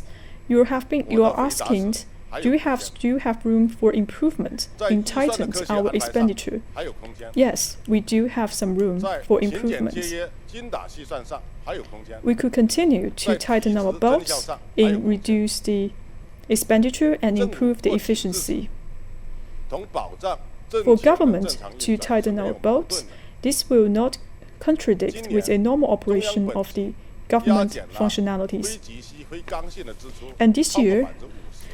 the government 但对 has been cut down 公司的 non-essential 刚性的支出 expenditure by 是 50%. 给予保障。 However, they have provided a guarantee for the salary issuance, so this will not 铺张浪 affect 费的 the 钱， normal 企业不该 operation, 花， and we 没 will 有 not 绩 be 效的钱也不 extravagant. 该花，花了还要依法依规问责。 And if they make those 在政府的支 expenditures, 出管理 some 上， of the officials will be 我 held 们要求 accountable. 大力压减 We also required the general expenditures, especially the spend on DA3 governmental 严控 expenditures, 咨询 so 培 which 训 means DA 论坛会 governmental 展 meetings, 等 forums, 方面的支出，严 the 禁 cost should 新 be 建扩建 tightened, 政府性 and 的 we'll 文 also 化馆所， look at the newly built governmental buildings. 还要严控非急需 And 的支出 also at the same time, we will also 要 look 把 at the 该花的钱 non-emergency 花到刀刃上。 expenditures. We need to make sure every cent spent smartly. 做好六保工作、六稳工作。 We talk about we should do a good job in the 6 stabilities and also do a good job to practice 6感谢刘坤部长， securities. 谢谢您。 Thank you. 下面我们有请下一位 Thank 部 you. 长。 Now let's welcome the next minister. 感谢农业农村部部长 Thank you, 韩长富 Minister 同 of 志接受大家的 Agriculture 采 and 访 Rural Affairs, 下面 Mr. 请 Han 大家提问 Changfu. Now the floor is open.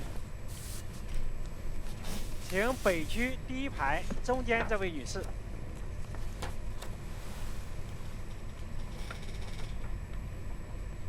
谢谢主持人。中国日报记者提问。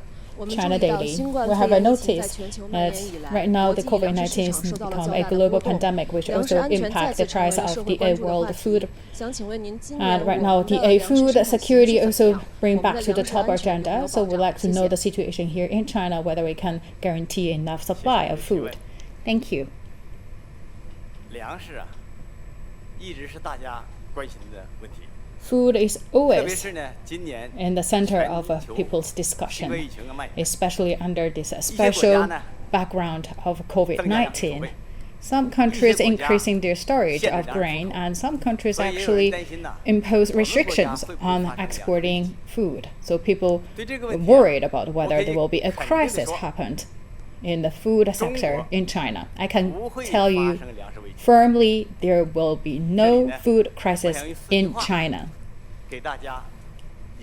Now, I would like to give you more confidence in the following messages. Grain output have kept in a good harvest with sufficient storage. So we have safe food security, which means Chinese people have enough food supply within our capacity. More than 10 consecutive years, we have always seen a good harvest. Last year, grain output was kept above 650 million metric tons. Actually, this is not the number for the first year. Actually, we maintained this above the 650 million metric tons for 5 consecutive years, which means we own that capability of producing these large number of food. And we talk about the food per person actually much higher than the number issued by the international UN food security agencies. And we talk about the storage actually surpassing 1 year, which means our people can enjoy all these food storage for 1 year. So talk about the food security. We have that capability, confidence to provide enough food. So don't listen and buy in all the rumors. Of course, at any time, we should stay vigilant in food security.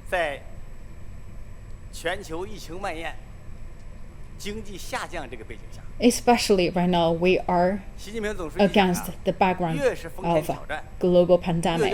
General Secretary Xi Jinping saying that when we in this very special time period, we should give even more priority to food supply and food security. This year, the central government, in response to the COVID-19 pandemic, actually also introduced the unusual practice. For example, we introduced the spring plowing guidance and also set the targets in this place, as well as have the supportive measures in order to meet the targets.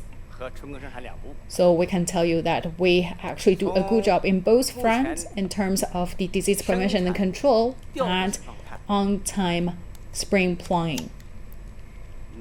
Look at the current progress. We enjoy a good momentum. Spring plowing, I can tell you 90% of the task already accomplished. With a stable and even increased carriage, the 910 million mu. But the early rise also increased the 4.7 million, so we can reach the 710 million billion mu. So we talk about the summer food, so summer grain, the summer rice, summer wheat also actually enjoyed a good performance. So you look at the overall expectations, I can tell you we will see another harvest. After the 2 sessions, it will be the time to do the harvest. Going forward, we will make our solid effort to deliver the goals set in the government work report. First, we will intensify our efforts in dealing with disasters, prevention, and also the meteorological disaster, as well as the night moths.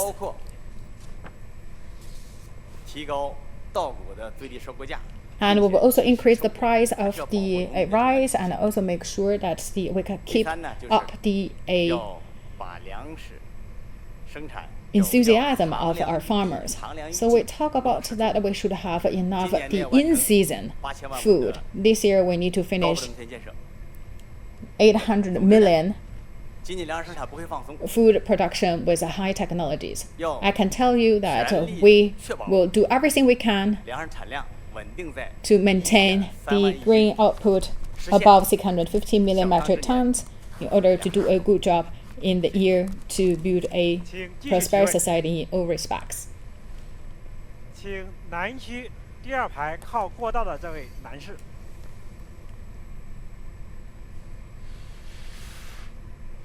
谢谢主持人。中国新闻社记者提问：参谋长好， China 我们 News 注意到最近 Agency. 猪肉的价格有 We 所下 have 降。 noticed that 那 the 这是 price 不 of 是意味着 pork 这个 actually 生猪的生产 decreased? 工艺 Is 其 it 实出 means 现了好转？ that we do a good job in hogs? Would you please talk more the situation in this aspect? Thank you for your question. 最近 The price of pork, 价格下降了。 yes, have seen a decline in its price. So in the wholesale market, 小幅下降， it's observed this decline in 13 consecutive 下降了 weeks. 3%。 The 23% decline compared to the 每 peak. 公斤 So per kilogram, 12 RMB 都有直观的 less. 感觉。 I believe everyone actually have more or less the feeling of that. So back to the supply and demand side of the pork, I would like to say 第一 two 句话 things. 呀， First, 就是当前呢，生猪生产 currently 恢复势头不错。 we enjoy a good 实现今 momentum 年的 in 生猪生 hog 产的 production 可以预 and 期。 feeding, and we can meet the goal set for this year.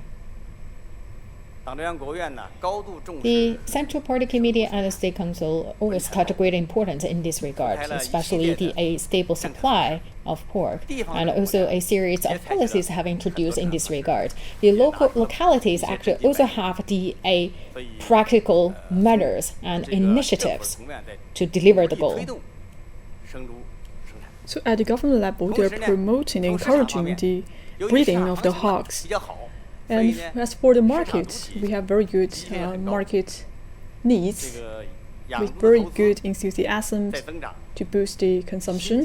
And many people are breeding hogs and they're also building farms to raise the hogs. So we have witnessed a very good momentum in this regard. 生产的情况。 So we'll continue 从去 to 年10月份 monitor the situation of the breeding of the hogs. 农产母猪 Start from 就开始 October last year, 降回升，已经连 we 续 have 7个月 seen a rebound of the breeding of 出现 the 恢复 hogs. 增长。 And for 17 到这 months, 个月呢， we 已经 could see 去 the 年9 breeding 月份 has been increased 增长了 rapidly. 18.7%。 As of now, we have already seen a 80.7% increase compared to 也已经 September 连 last 续 year. 3个月增长。 And also we have 这个 3 农产 months 母猪 in a 存 row 栏和生猪 we have number of 我们调 hogs 查存栏，这是生猪 in 生产的核 stock 心指标。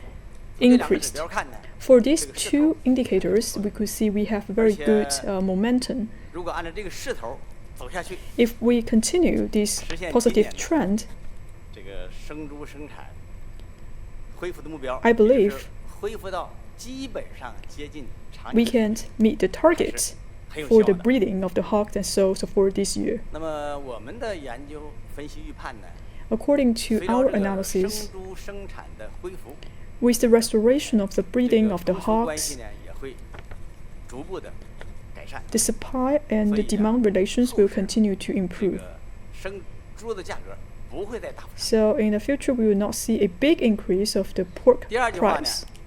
And the second thing I want to say 生 is 猪生产完全恢复需要一个过程。 it takes some time to fully restore the breeding of the hogs and sows, so we will remain vigilant. 这个监测呀， So we will continue to monitor the situation. 扶持生猪市场的政策啊， In some areas, we found some places not fully implement the measures to support the breeding of the hogs. 所以呢，还要加强各项 That 的 is to say, we have to strengthen the implementation of different kinds of 一个是压 measures. 实责任， First, we have to clarify the responsibilities. 我们已经下达了呢各地的生猪生 We 产恢 have 复的 assigned 目标和任务。 targets to 下一步 different 要回头各部门呢 localities, 进行督查， and we 压实 will 地方责任。 tracking down the responsibilities of different places. 养猪吃肉啊，哎，是大家的事儿， because this concerns every one of us. So everyone should hold accountable in the process of the breeding of the hog. Second, we will roll out more policies to support the breeding of the hog. The central government have released 19 measures to support the breeding, and also we have offered some financial and lending support to breeding the hogs. And we are correcting some of the inappropriate measures. By doing all of that, we can motivate enterprises and the farmers to raise and breed hogs. Third,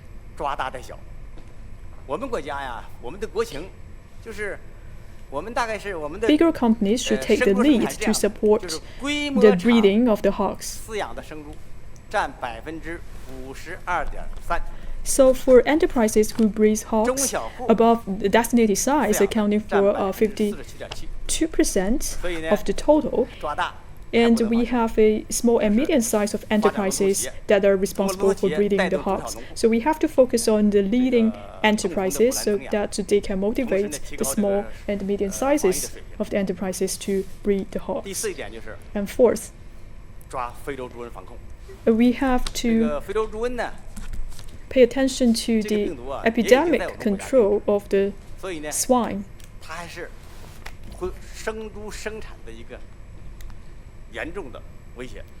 Because this kind of epidemic will pose severe challenges to the breeding of the hog.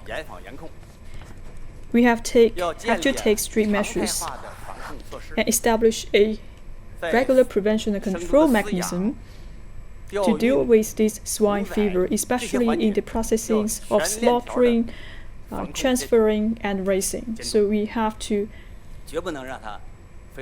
keep an eye on each process in the raising of the hog so that we will not see the rebound of the swine fever. At the same time, we are developing vaccines to counteract the challenges posed by the swine fever. Now we are working with several departments and conduct a 100-day campaign. So that is to say, we'll crack down on any illegal transportation of swine. So in this process, we will focusing on each link of the transportation of the hog so that the virus will not be bring to us. I believe with the implementation of all of these measures, we will have a bright prospect for the raise and the supply of the hogs. And right now, we also have very good momentum in the raising of the cow, the sheep, and the livestock. We will take concerted efforts to make sure that we have sufficient food for our residents. Next questions, please. 请北区第3排靠过道的这位女士。好，谢谢主持人，我是中央广播电视总台央视记者。 CMG 今年呢 CCTV 是脱贫攻坚 And 的 this year 决战决胜之年。 is a final year to 产业 secure a 扶贫呢 decisive 又是 victory in 稳定 building a 脱贫的很 moderately 重要的 prosperous 支撑。 society and 但是我们知 deliver 道 the 培 goal 育 of 产业 poverty 也不是一朝一夕 alleviation. 的事儿，所以我想请问 And 您呢 poverty 是 alleviation 如何 through 确保我 industry 们 is 的 also 扶 a 贫产业 key 能够 driver for 稳定 us. 持久的发展？ So, 谢谢。 what do you think about our industry assisted poverty alleviation? Thank you. Thank you for your question. 习近平总书记 General Secretary Xi Jinping 就提出啊， back in 脱贫攻坚 2015, 要5个一批， he said that we have to roll out 其中第一 5条就是 batches 呢 to 发展产业 support the 脱贫。 poverty alleviation. The first 这几年呢， measure is to 由于 lift 中央 poverty 重视 through industrial development. 各个部门、各个地方， Because of the support of the central government, 我们在 all 贫困地区啊 localities 发展了 have 一大批 formed 脱 synergy, 贫产业。 and in impoverished regions, 可 we 以 have 说 established a 这些脱贫 series 产业 of 已经成为 industries that are aimed 覆 to 盖面最 support 广 the poverty 带动脱 alleviation. 贫最多的 For these industries, it has covered a wide range 全国 and provide 832 a 个 strong 贫困县， support for 基本上 poverty 县县都有 alleviation. 独到产业。 So, amount 832 impoverished counties in 建立 China, 了产业 each one 基地。 of the impoverished 现在 regions 全国 have 里 a 有10万 leading 多个 industry. 这样的产业基地。 Now we have over 100,000 industry base in these counties. 脱贫人口当中，大概2/3 Among people who have been lifted out of the poverty, 2/3 of them have been lifted out of the poverty through the industrial development. And we're pretty much concerned about your question. We all found that right now, in the impoverished regions, the level of the industrial development is not very good. Especially, they have some challenges in the linkage of the sales and the marketing. That is to say, we do not have a very solid foundation to lift the poverty through industrial development. So this year, in this final year, we have to continue to make industrial development play a key role in poverty alleviation. And after this year, we will continue to step up our efforts in industrial development. We will focus on the following areas. First, we will improve the quality of industrial development. We'll give full play to the expert team to support the industrial development. We have over 4,100 teams of such kind. And also we need to give full play to the agriculture park so that it can facilitate the all-rounded development in the impoverished areas. By doing all of that, the level of the industrial development will be enhanced. Second, we will focus on the production as well as the marketing. A lot of situation is that we have a lot of things where they produce, but and also we need to find a way to sell them. So we need to think about the different channels. We talk about we not only want to sell them and also sell them at a good price. So this is also one of the priority for our job going forward. We hope we can really extend it, the whole industrial chain. Therefore, we need to work with the wholesale market, e-commerce platform, the flagship industry companies. We should link every players together. So we focus on the sales and the marketing to eradicate the poverty. Therefore, call on everyone, please purchase more the products from the impoverished villages and places.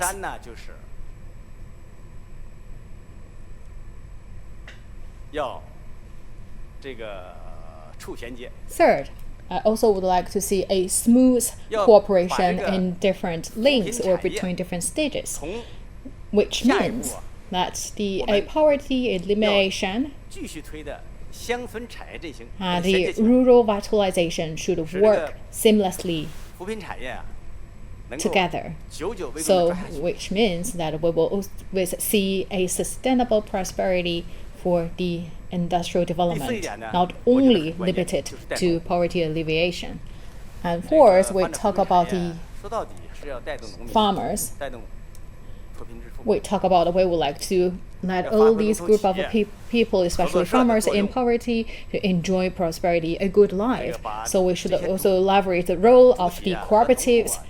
So we need to really think about how we can better involve all the farmers, especially the household in under the poverty line. So the industrial chain should help to increase the income of all these farmers. By doing so, a large number of farmers can first live out of the poverty and also enjoy an increasing income. Thank you. Thank you, Minister Han. Thank you. Due to the interest of time, this is the end of the Ministerial Corridor. Thank you all the friends from the media, and thank you everyone. Our logistic team, after the meeting on 25th, so we'll also have the second Ministerial Corridor. Thank you. And that's the Ministers' Corridor. 3 ministers answered questions from the press. The China's National Development and Reform Commission Director answered questions on how to make sure investments will be disciplined. And also China's finance ministers answered how to spend the fiscal budget. And China's agriculture minister answered on food security and poverty alleviation. Now let's go back to our studio of these guests. So, Mr. Yao, what do you think the investment projects should be carried out, and what should be guarded against? Well, see, this time the central government has increased budget for investment. But China is a huge country. The amount that has been pledged by the central government is not enough. Right? So I think it's widely expected the local governments are going to raise funds by themselves. So there is a problem like before, whether local governments are going to borrow commercial loans again. And how to discipline them is a huge challenge. I'm very glad that the minister mentioned this. Professor Zhu, finances are tight, jobs are a priority. Based on what you've seen from the work report, how is the resource allocation going to be split between private-owned companies and state-owned companies? Well, I think according to the working report, a lot of thoughts and priorities are being put into helping the private-owned enterprises, which I think is very important because the private enterprises have been a very important and indispensable component of China's economy. And also over the past decades, the private sector has been absorbing and creating far more jobs than the state-owned enterprises. So I think it is very important that we keep the priority onto the private enterprises. That being said, I think the SOEs or the state-owned enterprises, they are enjoying the support through more favorable treatment through the lending world and also from getting more bigger projects. So I think in some sense, I think they are both getting the support from the government. It's just that the private enterprises probably need more explicit and direct help at this moment. Mr. Woodke, you said before that it's all about the implementation. So based on your experience of 30 years in China, how would you like to see implementation of these policies refined? Well, if you look back into the 90s, then you can see major leap forward, really opening up amazing shuffling around of companies, real progress, double-digit growth, and then it has been slowing down. Maybe complacency was settling in, but I think now is really the time in order to go back to the roots and find energy in order to tackle difficult topics. I mean, talk about SOEs and private-owned enterprises. Of course, we were hoping there will be more private-owned enterprises free to act. The relationship between the two of them is not very easy. State-owned enterprises have a notorious long payment period with private enterprises. That has to be resolved as private enterprises really need the money. It's not just the banks that should hand money to the private enterprises. As a matter of fact, SOEs turn many Chinese private enterprises into little banks.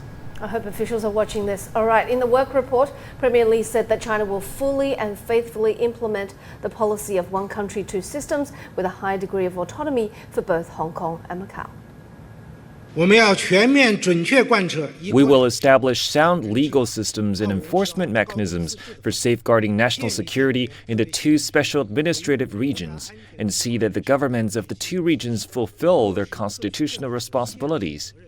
We will support Hong Kong and Macau in growing their economies, improving living standards, and better integrating their development into China's overall development, and helping them maintain long-term prosperity and stability. But the National People's Congress delegates from Hong Kong are pushing for a breakthrough on the legislative process of national security in the SAR. It comes after the city was hit by protests for nearly a year. And many say there should be a better framework for law in Hong Kong to ease the tension. Zhang Yunfei has this report. Gas bombs, fire, and protesters. The violent scenes in Hong Kong have been the norm for almost a year. Hong Kong's police watchdog reports the city is being dragged into that era of terrorism with seizures of deadly weapons from radicals. The turmoil was triggered by the now withdrawn fugitive bill, but the anti-government protests have grown far more political. The basic law of Hong Kong writes the city should enact its own laws to prohibit separatist actions or foreign political interference. But the legislation hasn't been enacted, despite voices from experts and residents alike who want it to happen. Chief Executive Carrie Lam expresses concerns. It is disappointing that the constitutional requirements of the SAR government have not been met for nearly 23 years. Especially in the past year, the violence and terrorist-like incidents in Hong Kong are very troublesome.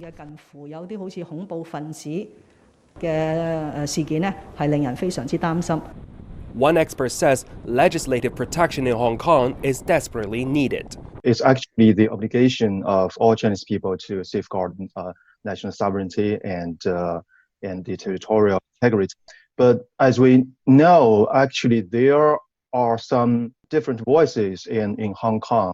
This lack of consensus among Hong Kong society and even within government, within the Legislative Council, has actually delayed the legislative process. Liao Fan says the protests in the city are negligent of the rule of law. We all see what happened last year in Hong Kong, what kind of riots, what kind of crazy things some people have done there. Democracy has to be within the framework of rule of law. Things has to be done to stop their irresponsible behavior, which has actually endangered the national security. Liao says the one country is a priority to two systems, and everyone should safeguard the nation despite cultural and economic differences. Zhao Yunfei, CGTN. And to talk about this is Professor Liao Fan from the Chinese Academy of Social Sciences. He is also the director of the Department of Research, Administration and International Cooperation of the Institute of International Law. So, good morning, Mr. Liao. Why this has become a priority to legislate on national security in Hong Kong? Yeah, as we all know, actually, the Hong Kong SAR government has obligation to enact a law related to national security as required by the basic law. But 23 years after the enactment of, after return of Hong Kong, this national security related law has not yet been there. And we have all seen what happened last year in Hong Kong, those violence, those irresponsible behavior, which have actually endangered the national security and even the national sovereignty of PRC. So it's time for the top legislature to do something to stop this kind of irresponsible behavior and restore the stability and prosperity of Hong Kong, given that, the Hong Kong SAR government seems to be unable to have this law in a timely manner.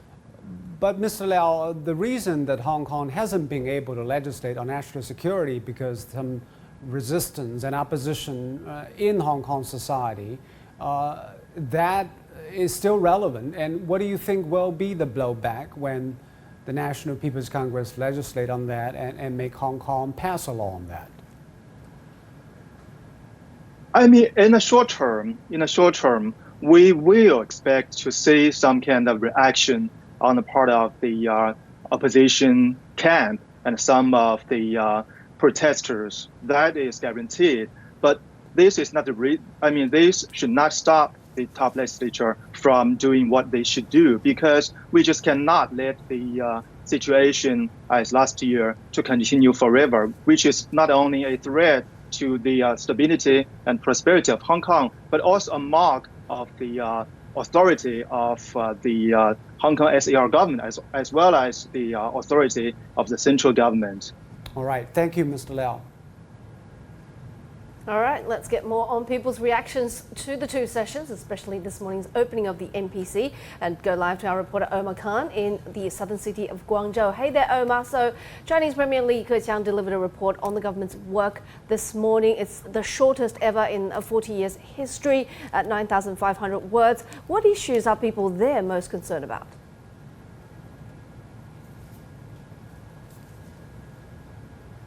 Well, Cheng-Lei, you mentioned it was the shortest, but without question, it was indeed comprehensive.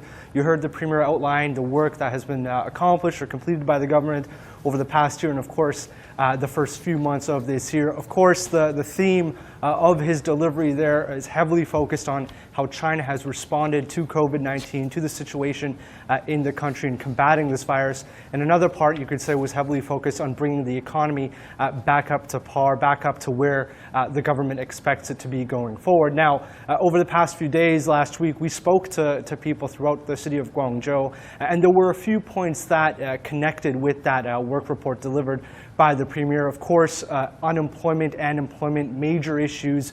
You can think of the province of Guangdong and an economic leader of the decades for the Chinese economy. That's going to be a major concern. You can think of import and export. Those were also mentioned in his speech, talking about foreign trade and global trade and supply chains. Those are concerns people are having here, especially for SMEs. Over the past few months, we've spoken with companies across the province. Their biggest concern, of course, at the beginning of the year was getting their staff back. A lot of migrant workers are based here in Guangzhou and the entirety of Guangdong province. That's been a major concern for companies. So for them, perhaps it's probably good to hear him addressing this as a major point in what the government hopes to do going forward. Of course, even other businesses just getting back up online, complying with these measures to prevent any further spread of the virus, any second wave to occur in South China.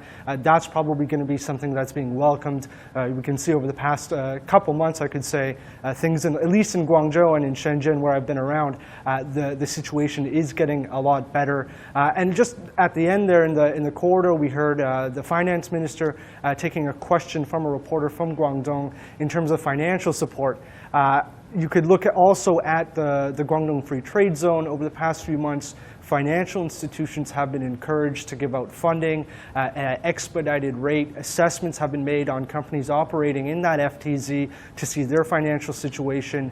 So that's been promoted, and that is definitely going to be something the central government is allocating across to local governments, not just exclusive to Guangdong, I should say. This is probably going to be nationwide for various provinces and cities. But overall, the hopes and the wishes of people that we spoke to was getting businesses back up to par, especially foreign trade and supply chains, getting them back up and running. That's obviously going to be dependent on the global situation, not only around China, not only in Southeast Asia, but across the wider global economy.